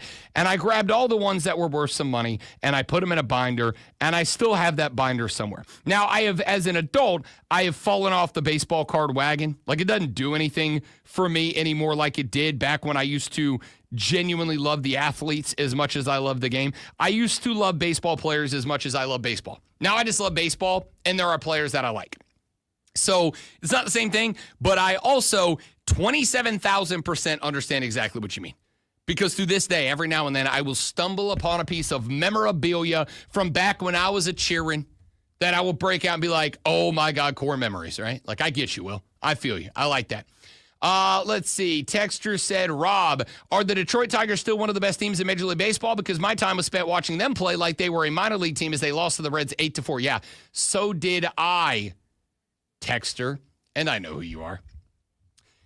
Listen, Major League Baseball, the best teams are going to win 100 games and they're going to lose 80. The best teams. The worst teams, the worst teams that aren't the Colorado Rockies, are going to win, 70, 75 games. And they're going to lose 110 or whatever. You had a bad game. The Detroit Tigers right now are not just hitting the ball exceptionally well. Not only are they hitting the ball exceptionally well, but they might have the best pitcher in baseball, Tarek Skubal, although there's an argument to be made because, my goodness, do we have some dogs out there right now. Tarek Skubal, Chris Sale in Atlanta, Max Fried in New York, Zach Wheeler in Philadelphia. This year, I do not envy those who have to vote on this year's Cy Young Awards because goodness gracious, are there some studs. And, by the way, Shohei Ohtani back on the bump tonight, too. So you better believe I'm tuning in to watch the Dodgers play tonight. Ugh. You had a bad day. Hey, relax. The Tigers are a really good baseball team. I said the same thing on Saturday on Bet for the Cycle. Noon to 4 on the Bet MGM network with myself and former Major League Baseball player Cody Decker. I said the same thing to him, to our Chicago Cubs-oriented behind-the-scenes production staff, who were all panicking when the Cubs lost to the Pirates on Friday night. Oh, no, it's over. Relax. The best baseball teams in MLB, I'm talking World Series frontrunners, are going to lose 70 games. Okay? It happens. Relax. Chill out. Back it down. You'll be okay. All right, let's take our final break of the show. Ladies and gentlemen, the text line remains open. 844-326-3663 is the number. 844-FANFONE if you want to come in that direction. It is an Armada audio assault. The final segment of the show belongs to you. Send me your thoughts. Send me your questions. Send me your hot takes. Send me whatever you got. I'll address them when we come back. And if you don't, I'm just going to rant again about how the Braves ruined my Father's Day. Back after this on The Rob Brown Show on the Fan Upstate.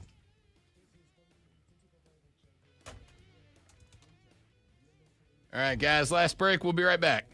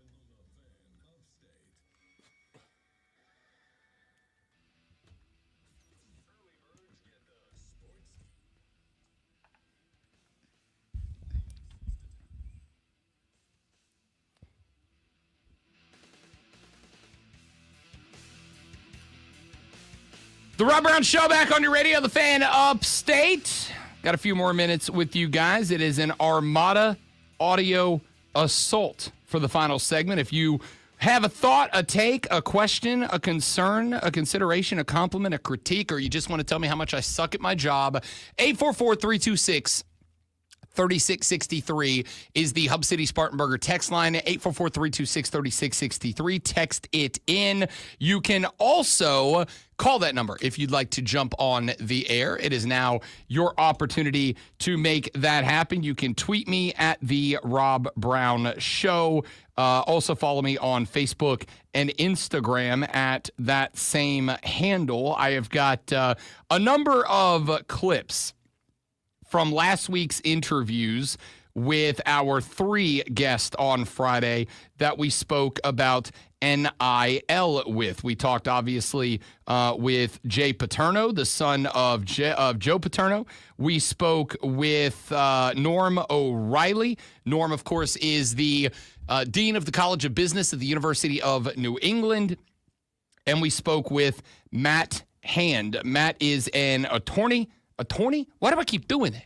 An attorney, a sports attorney, a sports legality expert, and the founder of an NIL collective called the Alta Management Service. That is a group that connects college athletes with major brands and opens them up to NIL deals. Well, we had some interesting conversations in a couple of different places about the NIL world, what was going to happen, when it was going to happen, et cetera, et cetera. There was a really interesting question that got asked of Norm O'Reilly, the Dean of the College of Business at the University of New England. I asked him, what does he think the impact will be on Olympic sports? Is it a possibility? What am I doing? A possibility that Olympic sports might go away. I heard somebody on a local show say that they believe it is a possibility that schools, because of the revenue sharing, may look and go, okay, we've got to come up with $20.5 million and rising out of our budget every year in order to do the revenue sharing. Now, I do have another question that I asked over the weekend. The $20.5 billion the $20.5 million in revenue sharing cap is a cap. I do wonder what the obligation is for schools. Are they obligated to meet the $20.5 million?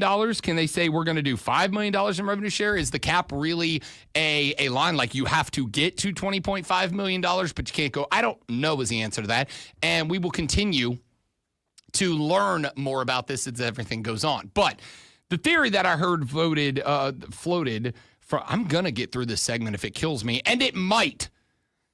The theory I heard floated by another host last week was that in order to get to that $20.5 million in revenue sharing, some schools may decide that they need to take money from other pots to put it into the revenue share pot.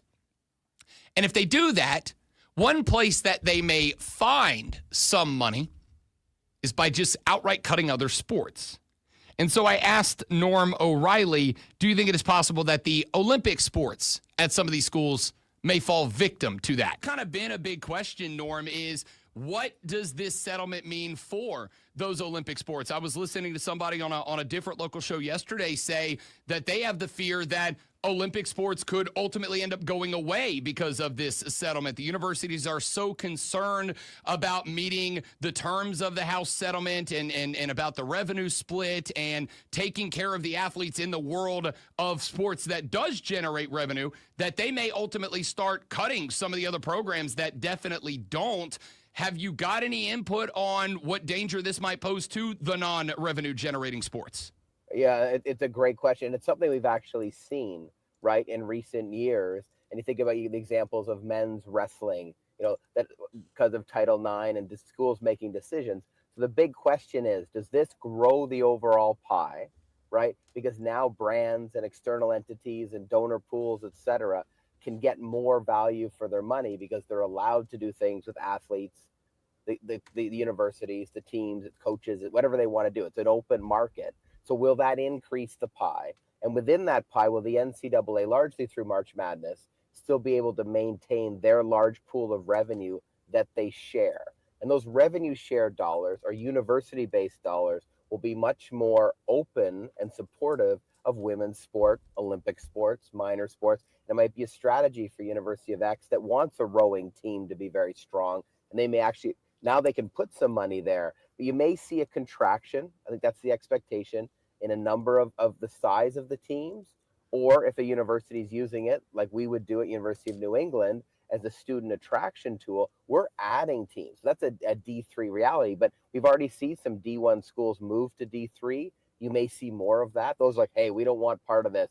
This is too crazy. We want the old environment. Well, that still exists at a D2, D3 level, and you can live in that world and not have to compete with the big power. So we're really talking about the power four, ish kind of group in this pool, and they will make those decisions. And universities like Stanford and Texas have historically offered a whole breadth of sports. They want to win the President's Cup.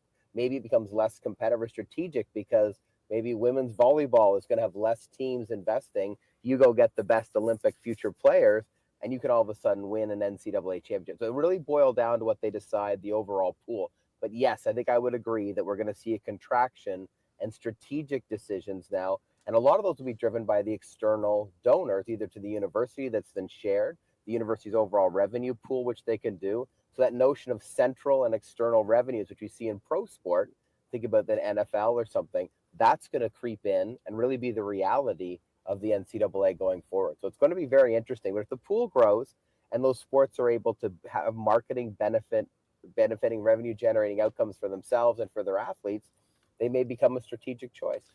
So there you go. That was Norma O'Reilly, the dean of the College of Business at the University of New England, saying that he thinks it is absolutely a possibility, maybe even a probability down the line, if I may infer from Norm there, that Olympic sports may very well go away. And that is interesting to me, both from the standpoint of, I hate it for the athletes. Let's start with that. That's the biggest thing. I hate it for the athletes. But I would say there's a couple of things that we have to deal with that are harsh realities in addressing this situation. The first of them is this. If the Olympic sports go away, number one, as I mentioned, and I'll mention it every time because it is true, I will hate it for the athletes. I will hate it for the athletes that spend their time becoming great swimmers or divers or track and cross-country runners or whatever, to go to college, get a scholarship, get their education, yada, yada, yada, who may not have that opportunity anymore. Because while I do not think that every school will get rid of them, I think Olympic sports may very much be limited to the power schools, right? Because if you are a lower-level school, that jumps in on the $20.5 million revenue sharing, and teams can opt in year by year moving forward, with the exception of the power schools who are obligated to stay on board. And you're going to do that. You're going to focus likely on football and basketball where your money gets made. Though I do think a lot of the power schools will start to decrease the Olympic sports too because, well, they want to focus on basketball and football where the money gets made.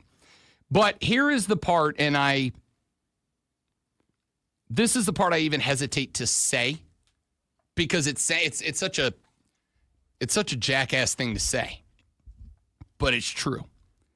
Genuinely, how many of y'all out there, if every team did away with their Olympic sports, with the exception of the year where maybe one of your Olympic sports teams or athletes is competing for a national championship and you jump on the bandwagon, how many of y'all is that going to genuinely impact? You want to know why they're getting rid of the Olympic sports or why they would get rid of the Olympic sports? It's real simple. Because it's not going to impact you at all, right? How many of you that tune in for football games for your team, South Carolina, Clemson, UNC, Duke, NC State, Wake Forest, Georgia, Georgia Tech, whatever. How many of you tune in for football season. Fewer of you, but still many of you for basketball season. Fewer of you, but still some of you for baseball season. Fewer of you, but still many of you women's basketball that have never watched your team run a track meet, never watched your team run a cross-country event, never watched your team participate in swimming and diving, never watched your gymnastics teams. Now, there are some gymnastics teams, I point to LSU and Alabama, for instance, that have enormous crowds. Alabama and LSU gymnastics meets, they fill out their basketball arenas. I mean, sold out. You can't get in. But how many of you genuinely have spent any time watching the Olympic sports at your school? The answer is not many. I've done the research. The answer is not many of you. And if the answer to that is not many of you, then it completely makes sense why it is that they would cut those schools in favor, or those events at schools in favor of the sports that you do watch, football and basketball. That's why those Olympic sports are going away. Because at the end of the day, we all have to be honest with each other and say, if we were watching swimming and diving, if we were watching gymnastics, if we were watching track and field or cross country, those teams would not be in danger. So let's not sit here and act like we're all shocked and aghast and disappointed that these are going away. You may be because you feel for the athletes that participate, but you're not, and the reason that you're not is the exact same reason that they are likely to go away. That's it for the day. Thanks for being here. I hope you enjoyed the show. If you didn't, it's your own fault. You got bad taste in radio. Come back tomorrow. We'll try again and maybe, possibly even do better. Thanks to John for filling in for Lonzo. My name is Rob Brown. Have a great rest of your day. We'll break down tonight's NBA game tomorrow and tomorrow's NHL game also tomorrow on The Rob Brown Show and The Fan Upstate. Later.